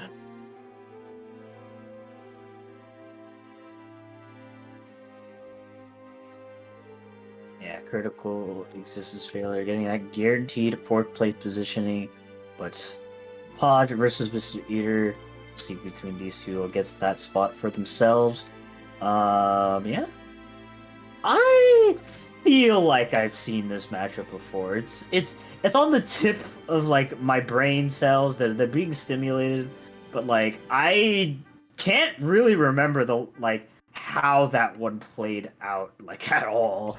So like just going in, Podge's team as always is like usually going to be at the disadvantage, especially against like pretty much like a lot of teams, but has so much like knowledge with the team, is able to like kind of adapt themselves to a lot of situations. They've gotten to fight a ton of Adachis, and I'm sure a good amount of Izuos in their time playing BBTAG. So it'd be cool to see what exactly they do to Mr. Eater here. Like Tager definitely has some setups to at least catch Adachi off guard, like Sledge, and being a good move to like potentially snipe out like maybe an AZ or Armor through some BZUs if they're being very autopilot for a minute. So Mr. Eater definitely gotta watch out for that. But yeah, if they we'll see how it plays out. We're already starting off good with the round start. Doesn't finish the round start, but here we go. Taking advantage of the fact that he can't really do much about that. And here comes the character that can. Ooh, catapult wedge into Yukiko's waiting arms. Hits the persona as well, and still gets a hit on her. It's a hit on Adachi. Has to respect it now. The anti-air does get hit. Nothing there. The fans putting in a lot of work here. Yeah, for sure. Able to lock him down. This easy one looking quite low. Oh, what? Ooh, that looked like a 2-360 attempt. Yeah. Is Mr. Eater there? I don't know, but I've seen this. This cop. Oh no, I don't think he's there. Well, regardless if he's there or not, he is dead.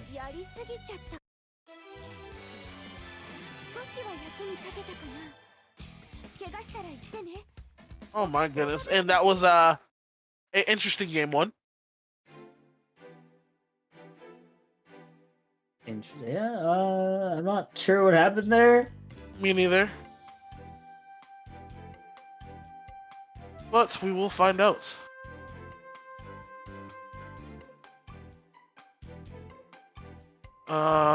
Does Mr. Eater say anything? Let's check it. Let's see. Matter of fact, I should check this instead.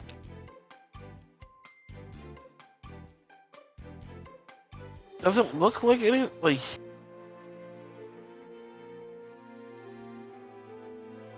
It was like he did definitely disappear towards the end of that. So.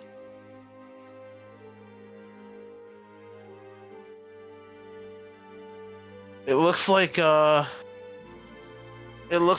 connection was the issue there for Mr. Eater.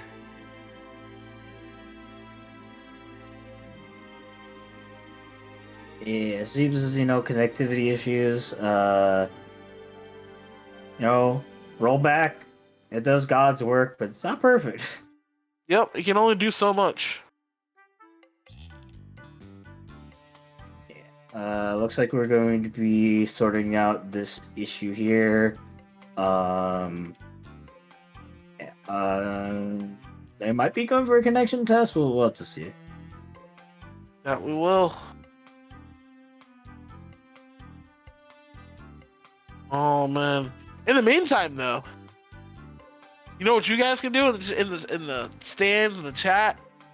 Those Matcherino cards. Those Matcherino codes are waiting and willing to be used by all of you wonderful people out there. Just to make a donation to all the people who are playing BB Tag for your entertainment. We already got a prize pool of $32. Kudos to everybody who has direct donated. And we're only looking for more. All you gotta do is take about 5 seconds out of your time and do that code work, baby. That's all you gotta do. But at the moment, this is it. Only a couple codes have been claimed so far, which is fair. Because it did only just get pushed out, but yeah. I don't know what the verdict is going to be.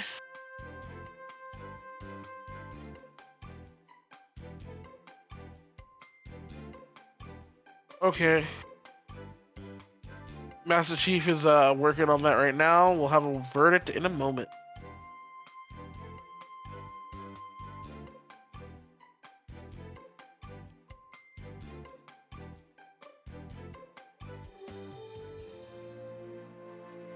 All right.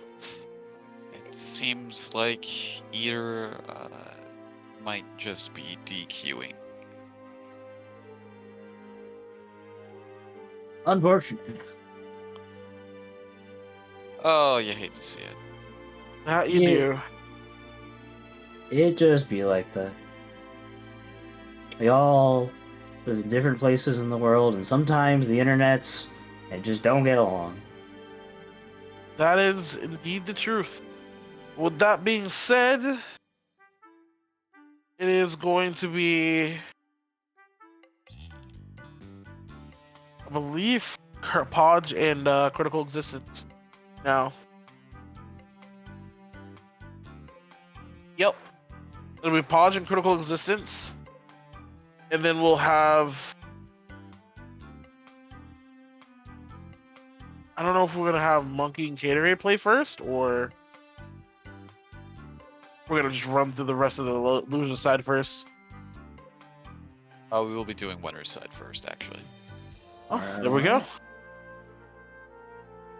Gatorade versus Le Monkey, former de Tejas.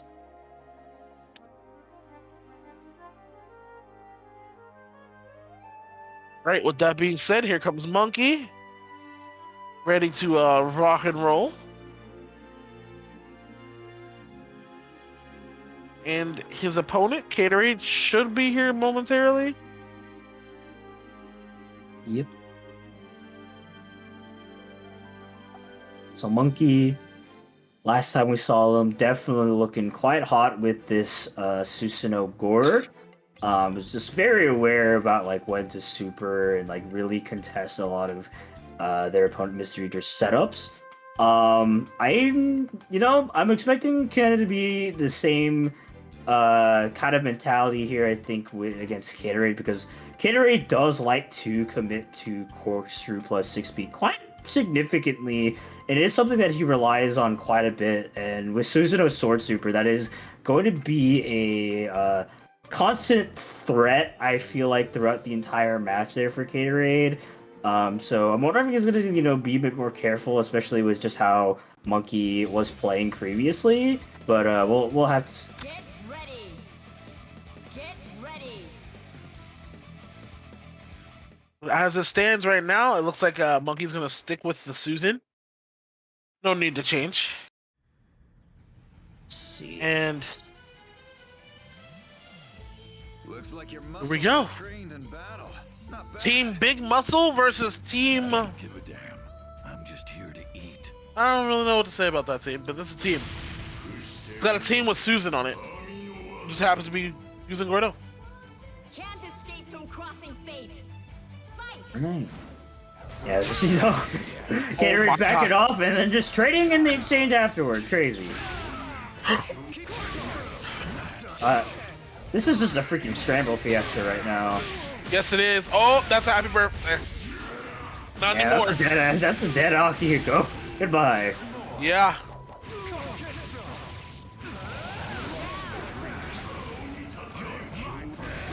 And here we go. Caught in between a rock and a hard place, but is able to DP his way out. Gets a hit, almost a happy birthday, but not quite. Gets hit there. Knockdown situation, able to make some space. Kind of has to navigate this very closely.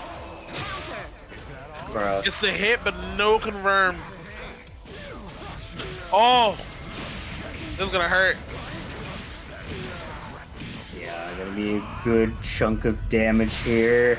Still has pretty full health characters. Wow. Okay. Yeah. Try to be cheeky there with the instant growler, but like just Monkey not respecting it at all, just jumping it out and going to be securing a kill off this confirm. Yes, indeed.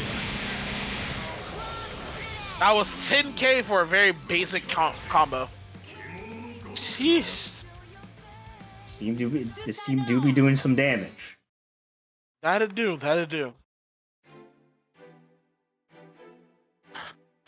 Taking the first game rather quickly is Texas Monkey, showing us that Gordo is indeed still playable, which we've known, but you know, that's what it is. Gatorade not backing off, sticking with the same team. Should be very interesting. I mean, I don't think for Gatorade sticking with the team is a matter of thinking it's the best team for him. It's just like he really just wants to commit to it tonight, I feel like. I don't give a damn. I'm just here to eat. I cannot wait to see this.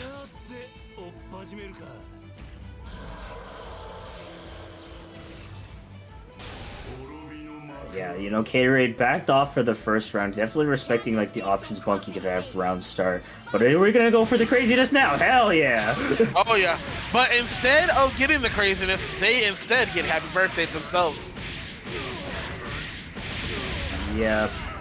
I know, surprisingly not a huge chunk of damage for Susanoo things, but what matters is definitely the momentum you're getting here. Nice block on the hard to blockable. Oh, and oh my god! Happy birthday to everybody! Oh, Mega drops! And he ran straight into the waiting arms of Gordo. It's the hit, and that's a dead character. That was almost... Oh, he just snatched him out the sky? Yep, using that cross combo quite well in order to get it. Ooh, yeah, try to commit to the sword here, but just getting counter hit for their troubles. This probably should be a kill. Yeah, he's going down. Yep. That man still does so much damage. The push block has to eat the mix, and they're just kind of playing with each other at this point. Oh, gets a hit, but nothing there. Good push block. Was looking for something. DP connects. Very surprised that DP connect. Got the hit. That's massive. He's got 3 bar. He should be able to kill if he does the right routing, which I think he is. Yep, cash out into the super here. And Monkey going down here to the solo as Rails Gatorade will be taking game 2. Yes, very back and forth there. Both players got a happy birthday. Both players, well, Gatorade did drop his, but ultimately was able to take the victory there. Yep.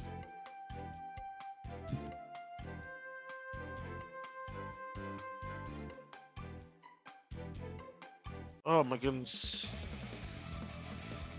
Get ready. But this brings us to 1-1 situation. Both players doing pretty good, honestly. Nothing to really complain about. Nothing they really need to change much.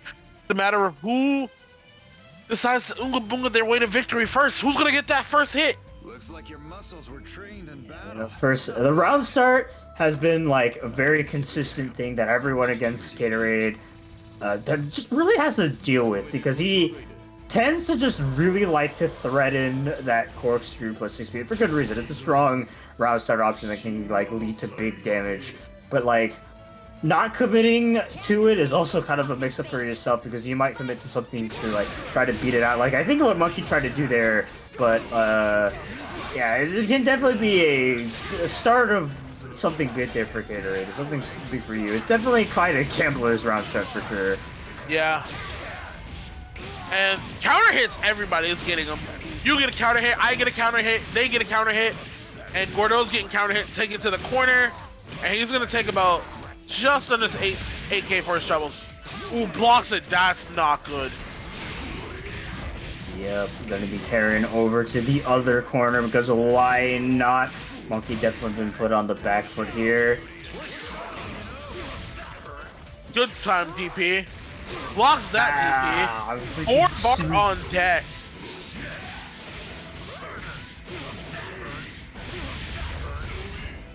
Decides not to cash it.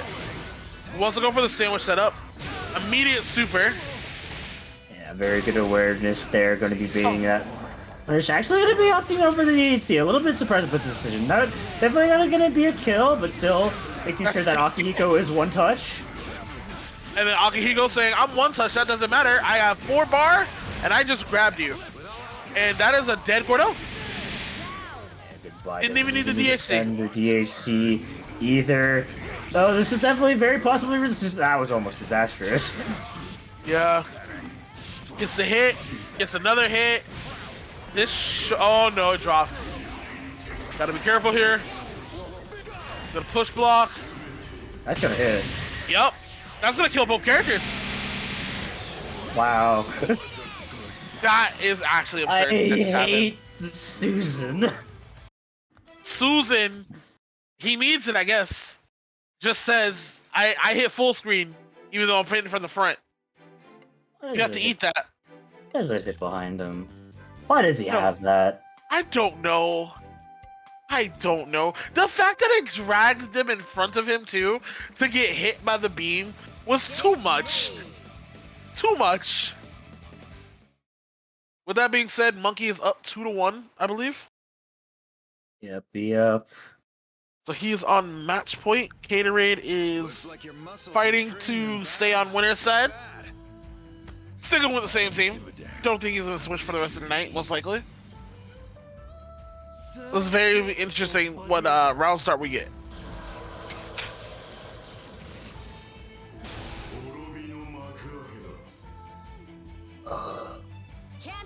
Alright, Gatorade, are you gonna go 2 for 3 corkscrew round start? Nah, just gonna be trying to chase him in the air.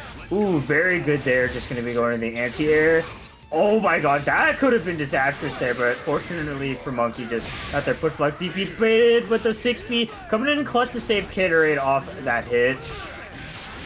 Oh yeah. I will say, Monkey has been looking fantastic. It gets the low, immediately cashes out. He's gonna put Akihiko in a one-touch situation. Gets an immediate burst, but does not bait the burst. And we're gonna be working on Azrael now. Those Gordo loops. Some optimals. Got the knockdown. Octo switch command grab. Looking for a burst there. Gets DP'd for his troubles though. Azrael looking to try to turn this around a little bit, but is stuck in this corner. He cannot get out. Double overhead and into immediate super. That is dead Azrael. Monkey really just holding his foot on the gas there. Oh, good patience there from Gatorade. Recognizing the situation there. Gonna cash out. 9.1k, putting Monkey's Gordo in a one-touch situation. Corkscrew gets the Gordo. This is huge. It is only level 2 resonance, but it is Akihiko. We're looking at AK, knockdown situation, one touch. Tries to go for the TRM, but not quite. Gets the double overhead, able to come in and get that, and he's gonna be able to get the kill. What's a comeback on Gatorade's side? Oh my god. Patience of a saint. Realizing he needed to cash out early on the Gordo to keep the damage and the momentum. EX Corkscrew doing enough damage on the Gordo before he can before the sand block from the Susan and then able to finalize that out. What a comeback! Only level 1 resonance too. That was fantastic. Akihiko, no matter what situation he is always just a terrifying character to have to deal with.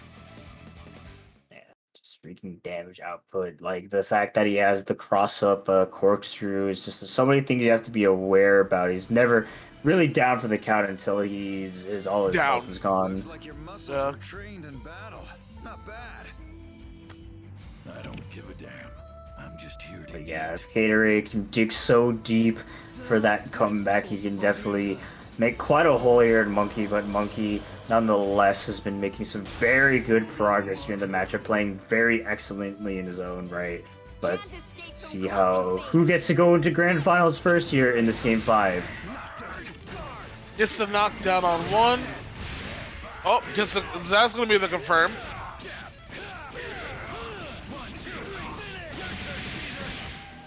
7.9k, and now it is Monkey starting to stay in the corner. Gets the grab, and just what we saw from Monkey last game, we're now seeing it from Gatorade, not letting Monkey play the game right now. Corkscrew, the fist coming in, active switch, side swap, DP first coming in, saving Gordo. Ooh, that could have been a disastrous happy birthday there. Fortunately enough, not going to be going to get a conversion off it. Still, Monkey finally getting some good hits in here with this 5C. But both his characters looking not so hot. Ooh, this looks bad. Good burst, but it is unfortunately baited. And the combo drops, but he gets the grab, so it doesn't matter anyway. Oh, he drops again! But, Gordo's dead. Level 3 resonance on Susan's side. Immediate DP. Waits it out, and that should be a dead Azrael. Both characters on either side. Fantastic damage. Gets a counter hit. Not in resonance, but he does have 4 meter to work with. Can he kill? Knockdown. Spins all 4 for the knockdown. Almost a very scary situation there. Monkey has to oh my god! And with the stabilization there with the shoulder tackle too. Gonna need a couple more hits there, but that is a good start, and I can't believe the persona broke, but he was still able to get a conversion off that. Gatorade playing it patiently there at the end in order to seal out the victory 3-2 over Monkey. That crazy. That was very close. Almost able to make that comeback, but not quite able to. Gatorade moving on to grand finals. Taking that in the very close nail biter. Texas Monkey bowing down to loser side, but does definitely still have a chance to come back and get that run back. But in order to do so, they must first go through the one and only winner of Critical Existence Failure and Forker and Podge. That we will be finding out in mere moments, actually, as I see Critical Existence is already in here. We are now just waiting on Podge.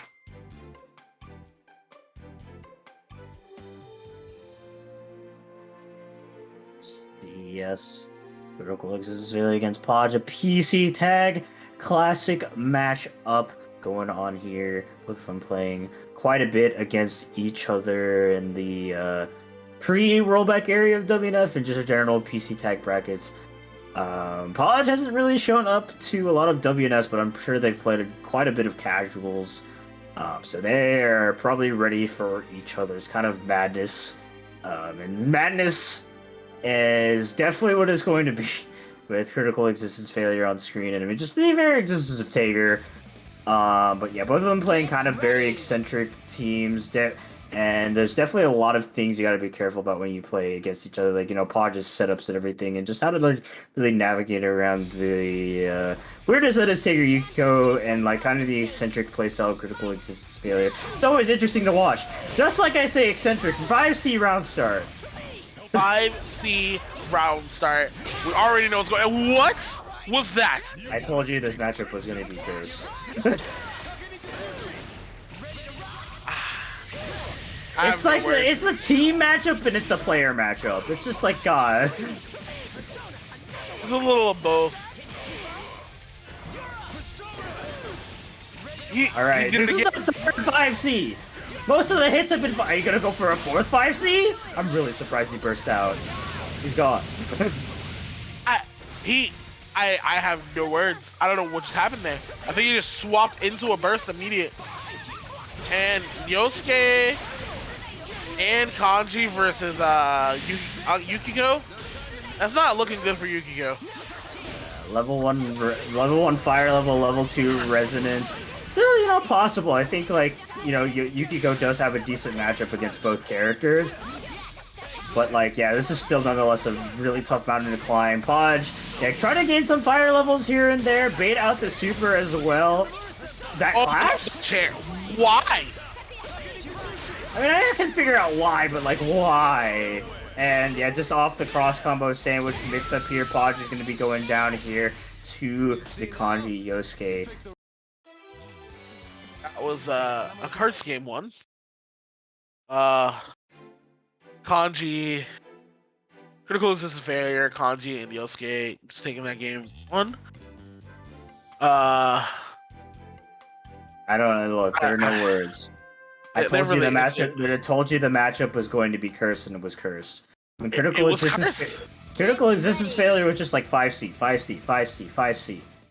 My mix doesn't work 5C. Bro, he did it on round start. He's been talking to Don on the side. Don's like 5C all day. You got a 5C all day. Okay. I mean, that is a pretty good round start against Tager. He's quite a big boy. Can get some instant overheads that you don't really want to get. Yeah, just trying to flip around, just move around the Tager and get this 5B punish here. Ooh, yeah, gonna go for the classic reset. Okay, actually just going for something very, very basic. Yep. Blocks it, but does get hit. Could have teched out of that, apparently. That was a reset attempt. Yeah. Good, DP. Oh, no. Ooh. Yeah, actually landed punishing the fans there. Those fans do have some bit of landing recovery. And unfortunate happy birthday scenario here. Not going to be any dead characters, but you definitely want as much life as possible here when you're playing with Yukiko. Very true. And that was a dead Yukiko. Oh, wow. What a... He tried to time that so well. Yup. Oh.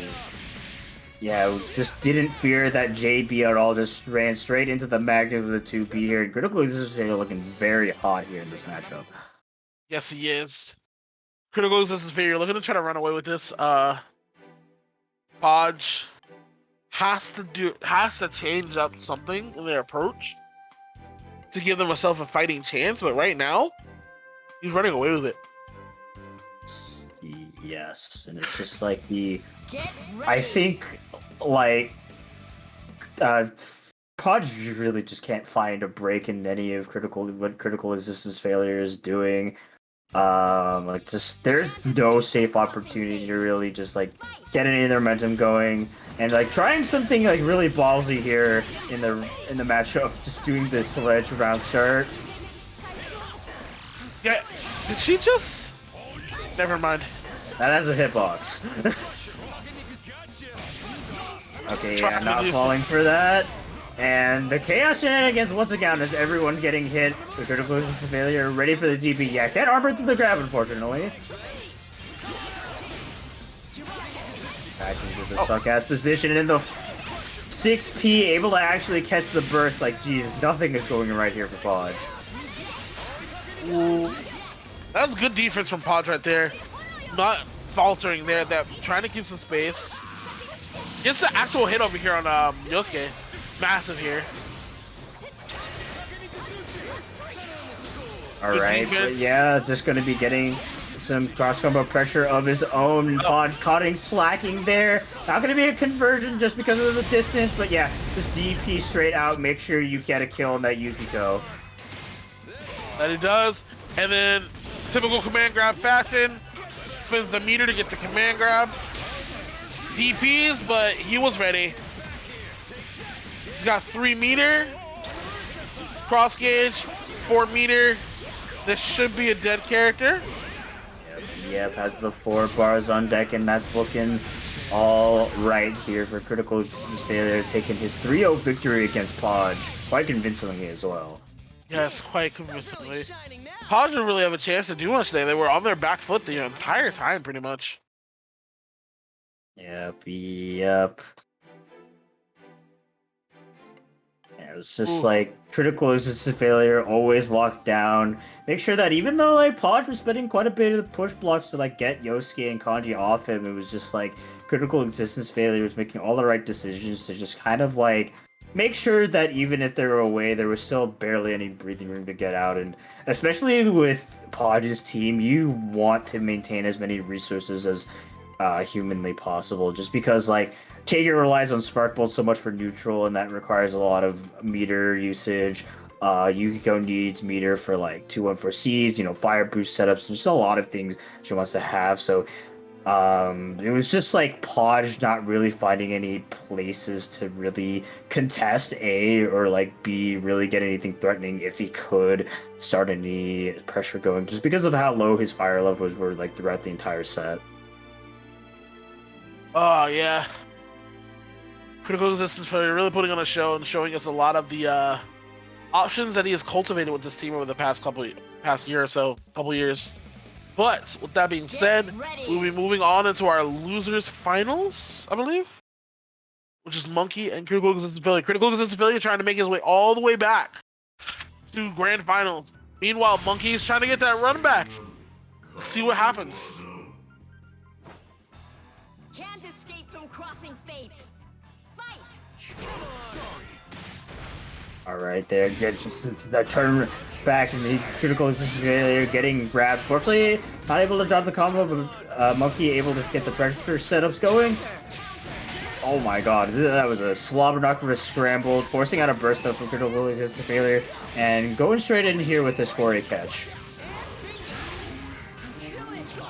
DP gets a hit, able to get the confirm off of that too, and straight into super. It's gonna be a knockdown situation. Tries to get something going there, but no floor. Still has rice oil, I should say. Yeah. Oh yeah, not respecting that safe jump at all, just going for the command grab super. Gonna be starting his own momentum, gonna be getting to the corner here. Oh yeah, but yeah, commits to the sword super, that is a safe jump. Yeah, brings in the Gordo. That's definitely going to be a punish on. Oh, never mind. It's definitely not going to be a punish on him. Oh, and he's going to try to get in here. Nothing there. Trying to challenge him in the sky, but he's going to get hit for shovels. And another block DP. Just ready for that. Oh, here we go. Ooh, unfortunately getting crossed up there, but couldn't keep it all burst safe. There's a lot of characters on the screen that gotta be careful, but especially that Gordo tried to snipe out that Yosuke on the way out, but just got hit by the Kanji. Ooh, it's one touch on either side for both players, essentially. Yeah, and have built enough bar to actually confirm to the DSA this should be a kill here on the Kanji. Yeah, Monkey, 2 very low health characters, but at least in the advantage here in this 2v. Well, never mind. Goodbye to your 2v1 advantage. Your 2v1 is finished, courtesy of 5C Hater. Both residents pops. Here we go. Ooh, yeah, the 2B call able to snipe out the Gordo, jumping in as Critical Existence Failure taking the first game. I'm indeed looking forward to that. But yeah, like you said, Critical Resistance Failure taking that first game. Should see some adjustments from Monkey, not too many. They more or less had a solid game plan, but their game plan was I don't know if I want to say better or just it just worked out better at that point. Here we are. Critical Resistance up 1-0. Let's just watch what happened. Can't escape from from crossing fate. Fight! Yeah, try to go for the 5A round start, but kind of backfiring here. Gets put up in the sandwich. Ooh, yeah, got the hit, but just not able to convert off it. Okay. Again, got another hit, nothing there. Another hit, but not able to punish because of the chair. Uses DP to dodge super. Very well. Yep. Okay. Oh my god, you gotta be very careful about like what you do with that Yosuke. Oh yeah, got the 2A hit in the classic critical existence failure reset there. Once again, Monkey not blocking, goes for another reset. Not able to stabilize that super though. That was a very pivotal drop. That could have been a kill on the Gordeau. Could have been. However, we are getting a decent amount of damage on the borderline. But I don't think it's going to matter much as Kanji looks like he's about to die. I'm not surprised he didn't go into a cross raid. That would have killed. There's a cross combo.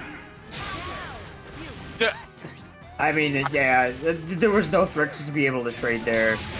Oh, but actually caught the toes there and getting the happy birthday. This is probably going to be a kill on the Gordeau as long as he commits to Gardine. Actually, wait, you can't. I almost just realized, yeah, that's too scaled. Goodbye. Goodbye, indeed. Monkey taking that game, tying the setup 1-1. Yeah, I kind of realized there was like, wait, that super is way slower than Woohoo. Like, I don't think that works. No.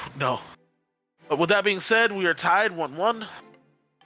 They're going right back into it. No preamble. Get ready! No waiting. They want the smoke. Definitely still very close games here. Can't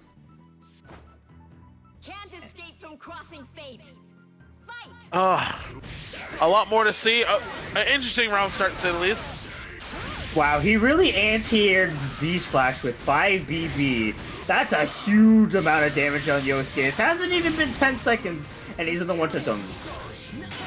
Good tech. Blocks the incoming from Kanji, though. And now Kanji has to eat the wrath of a very angry Muffin Mix.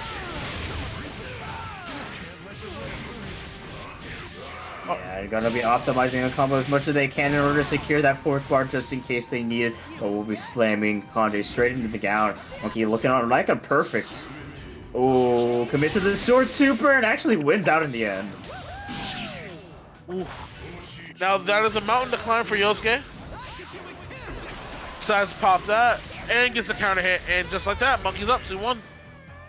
Yep, On match point. Yep.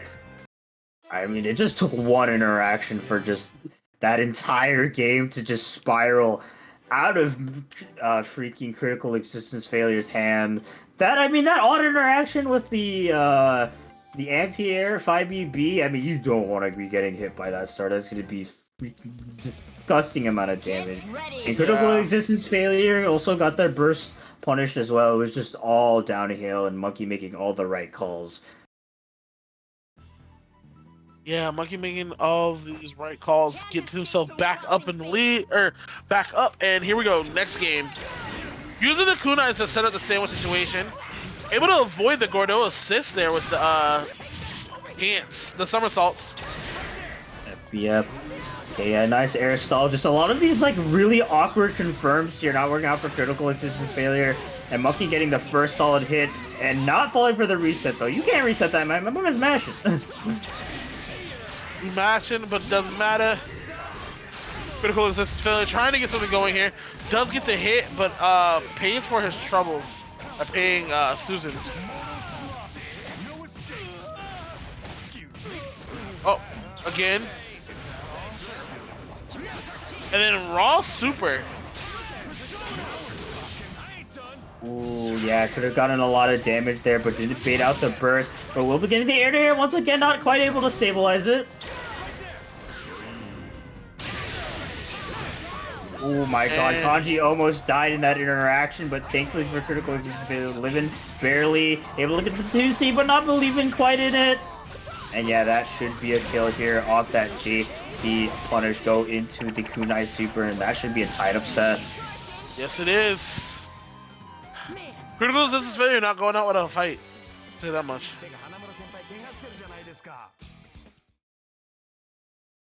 All right. We are going into the ever common game 5. Yep. Should be interesting to see how this plays out. Both characters have a decent amount of experience with each other. Seem like it anyway. Get ready. Even though you're not getting drinks, that's okay. But here we go.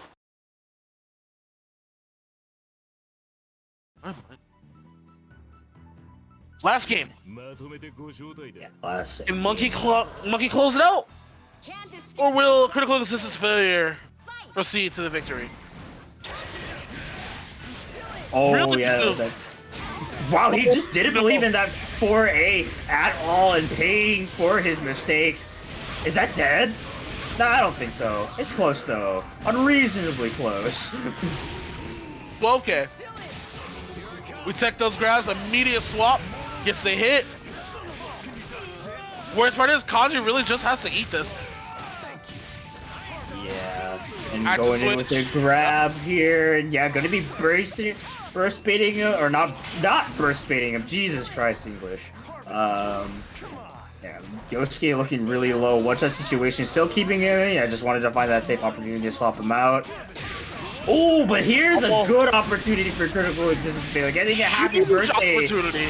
Really going to be equalizing those health totals. Not going to be getting more damage. Thumbman actually succeeds here with the reset. Suddenly, this is a game looking so much better for critical existence failure just in an instant. Oh my god, is that gonna be the kill? I don't think so. Gore's 18k. Yeah. So close. Oh my god, that was almost devastating.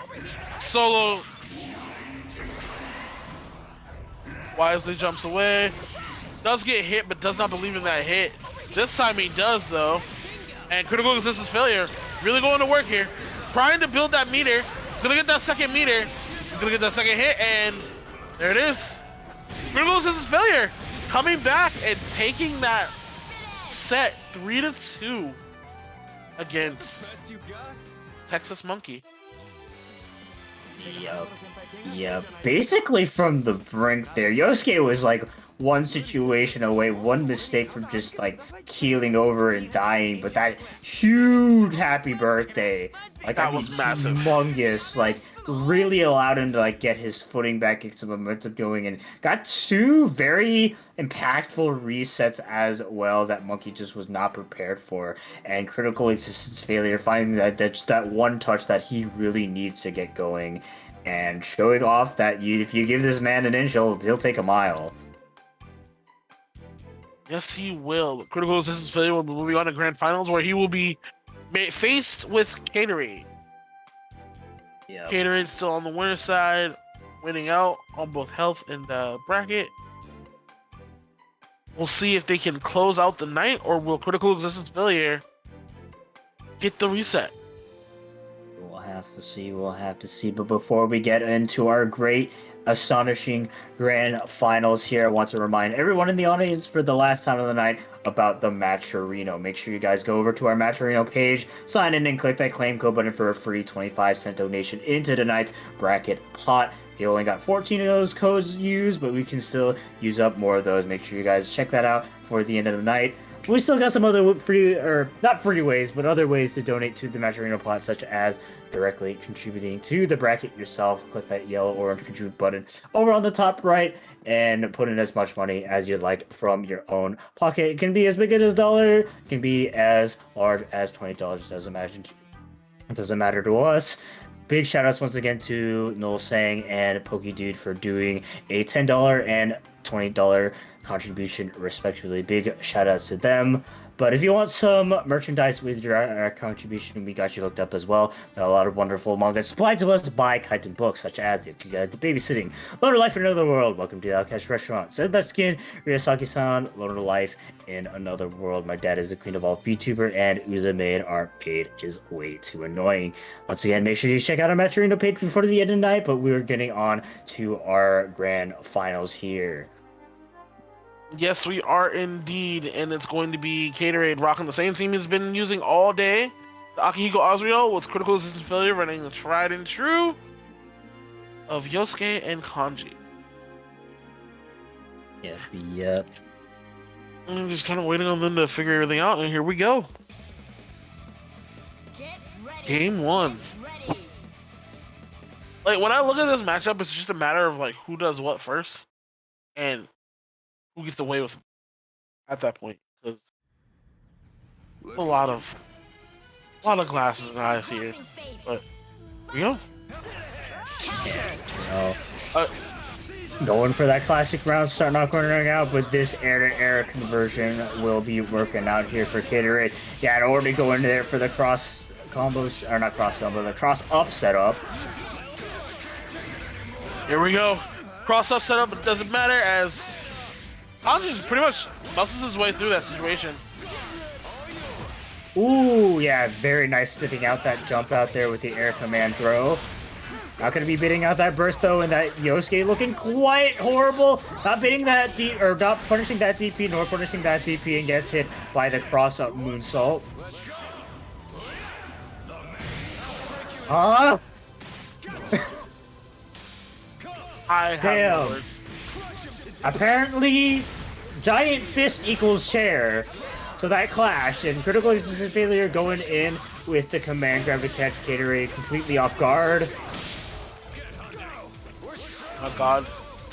Yeah, and suddenly this is looking like quite bad here for Caterade, but just able to hit that raw 5P call and get a conversion here, but that Azrael gotta be really careful with.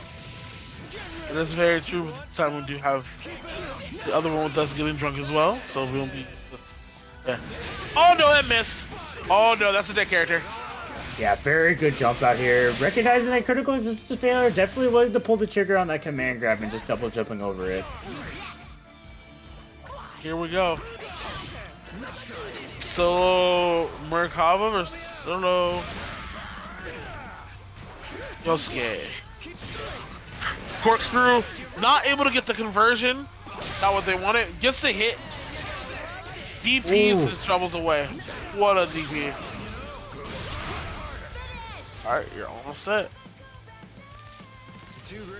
Yep, and Caterade taking the first set, but it was very close for sure. It was just like a ton of, I mean like a ton of scrambles, to say the least. Kind of the momentum being shifted back and forth there, but Caterade ultimately getting the first kill and able to ride that. But yeah, Critical Resistance Failure clearly not out of it for this grand finals. Yeah. 2 more to go for Caterade, and then Critical Resistance Failure has 3 to get there. Only down 1 for right now, so has a chance. Can't escape from crossing fate. Fight. Here we go. Round start again. They just kind of respect each other, jump in the air. Yeah, the chair trying, kidding, but like not getting a full conversion. Oh.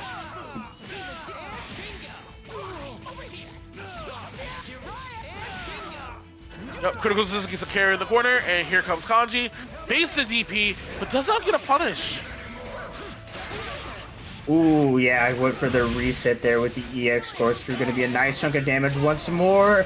And you're able to bait the burst here on the Kanji. Saving Yosuke's life, but Kanji will be bleeding.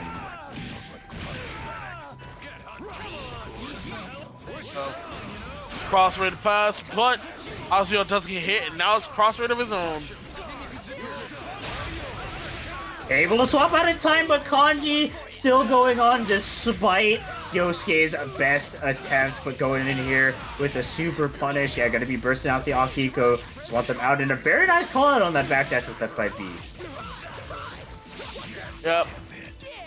It's still looking kind of possible, but it's gonna be rough, especially when it's both our cups and Northeastern's cups. We gotta start somewhere.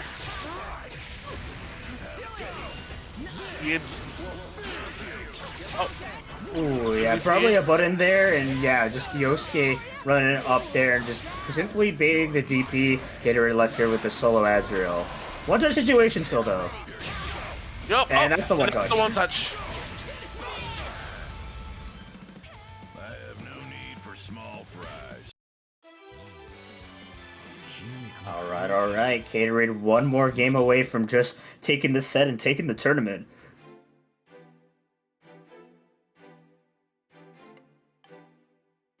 Definitely critical existence failure, keeping Gatorade on his toes, but like you can definitely say the same for Gatorade to critical existence failure. Been able to really, call out a lot of like maybe their mashing as well as some of the DPs and every single one of that. And I mean, just the sheer damage output of the team has been really showing, just because like I feel like critical existence failure leaves himself open to a lot of like explosive setups sometimes, and like definitely been getting blown up for sure. And here we go. Does get a lot of straight hits so far, but here comes the most stabilized, but it does drop. Yeah, try to mash out. Oh. Yeah, baited that burst as well. Looks like Gatorade has critical existence failure number, but unfortunately drops the combo there, but not going to be stopping the momentum here, and sets up the sandwich too. Ooh. Just like that, that's one down. Yeah, and it's a Yosuke and a Dream against two basically full health characters and immediately getting hit by the 5B, but Gatorade dropping the combo, another chance at life given critical existence failure, but you gotta make the most of it. And goodbye. Yeah. Not much to say about that. That was rather commanding coming from Gatorade. Yeah, to say the least. Very dominant game 3 here. It's had the call out for every single one of critical existence failures or decisions, and frankly just took the set off a complete snowball. Good stuff to him, but still good stuff to CEF for making it this far. Okay, yeah. Ugh. It's looking like how we're going to be wrapping up the tonight's WNF Online Edition BBTAG episode 38, brought to you here by Level Up Productions. Thank you, everyone that tuned in and watched tonight's BBTAG action. Thank you for supporting our scene. All currently 30 of you, but it doesn't matter if you showed up for 10 minutes just to peek in, or you're here the entire way. Glad to have you all here. Big shout outs to RTO Master Chief for holding it down on the bracket side of things, making sure everything runs smoothly. Wouldn't be able to do it without him. And big shout outs to our streamer Red E30 for holding it down, making sure that everyone at home gets to watch the sick BB tag action from their comfort of their homes. And one last big shout out to my fellow commentator Shinjiryu for holding it down on the mic. And actually, I forgot to shout out the players. Big shout out to the players for giving it their all tonight. And that is all I gotta say. Lonely signing off. So, again, thanks for everything that happened there. Thanks for the wonderful bracket. Thanks to Master Chief and everybody else, as per usual, for running everything. Congratulations to Gatorade again for winning the whole thing. Valiant effort from Critical, but not quite enough. Good job to everybody else who played today. Mr. Reader, Hodge, Diddley, everybody else. Fantastic. Thanks to everybody who decided to come watch. Thanks for watching us shell out some BB tag action on a Wednesday night. And yeah, that's it from Shin. All right, all right. And of course, thank you to both of our commentators, Lon Lily and Shinji Ryu, holding it down on the mic, giving their insight and analysis, and navigating the chaos that is BB Tag. And of course, shout outs to all the players putting in their best efforts, giving us some wonderful BB Tag action to provide to all of you viewers at home watching on this Wednesday night / Thursday morning, depending on your time zones, of course. Thank you to all of you for showing your support to the scene through viewership and also through contributing to the Match Reno. There is still time to claim those codes that we still have left, and if you feel any other generosity, there's direct contributions and also the Match Reno marketplace for the Match Reno as well. Very much appreciated by the players, of course, who made it to the top 3 to get the payout. But of course, thank you very much for your support as well. Of course, shout outs to Red E30 for streaming WNF BB Tag week in and week out. Always grateful that he is our regular streamer for this event every week, and looking forward to more with him in the future. Shout outs to Titan Books for having their works in the Match Reno marketplace and giving a portion of the proceeds made there towards the Match Reno bracket pot. And last but certainly not least, big thank you to Level Up Productions for having Wednesday Night Fights Online Edition. BOA first to have the locals experience at home, with in-person locals for WNF at least are not achievable at this time. One day soon, but until that day comes, we will keep things rocking, keep it going, keep the flag flying with some good-ass BB Tag action here at WNF. This has been Master Chief T.O., bracket runner, host, and small-time commentator for tonight's BB Tag bracket. Always a pleasure doing this for you all. Looking forward to the next time. It will be on the PlayStation format, so be sure to check that out if you're looking to join. And again, yeah, always a pleasure doing this for you all. And with all that being said, I leave things over to UE30 for our final send-off. Take it away. All right. Thanks again, everyone, for tuning in. Thanks for swinging by, whether you were a player or a viewer. It was always very much appreciated, week in and week out, just supporting us and what we do over here. Thank you again to Master Chief for making sure the bracket runs as smoothly as possible every week. And thank you to our commentators, Long Lily and Shinjiryu, for holding it down the mic. And also an extra shout out to Lon for working double time this week, maybe even triple time.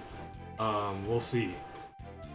But a couple reminders as per usual: twitch.tv/ICUHater, Don Con, Ralston Arcade, and crew putting on a show every Tuesday at 5 p.m. for the PS4 BB Tag scene. Always running an excellent show over there. So show up and support them, whether you can tune in or just sign up as well. I'm sure they'll appreciate it. They show us love, so we want to do the same for them. And are you in SoCal this will you be in SoCal next month? Because on the 29th and the 30th, Festival of Frights is happening. There's a regional tournament in SoCal over here, and one of the games featured is BB Tag. And if you're going to be in the area and you sign up, you can use the coupon code PlusFamesGG at checkout for a discount. FYF in the chat will bring up the link to this Smash GG, Star GG, to show what's available. And also, I'm sure you've seen on the slide, I will flip to it right now actually. There is a little bit of a startup from our friends over at the EU BB Tag scene. Right there. Waking the Chaos Cross Regional happening on October 1st, which is this Saturday.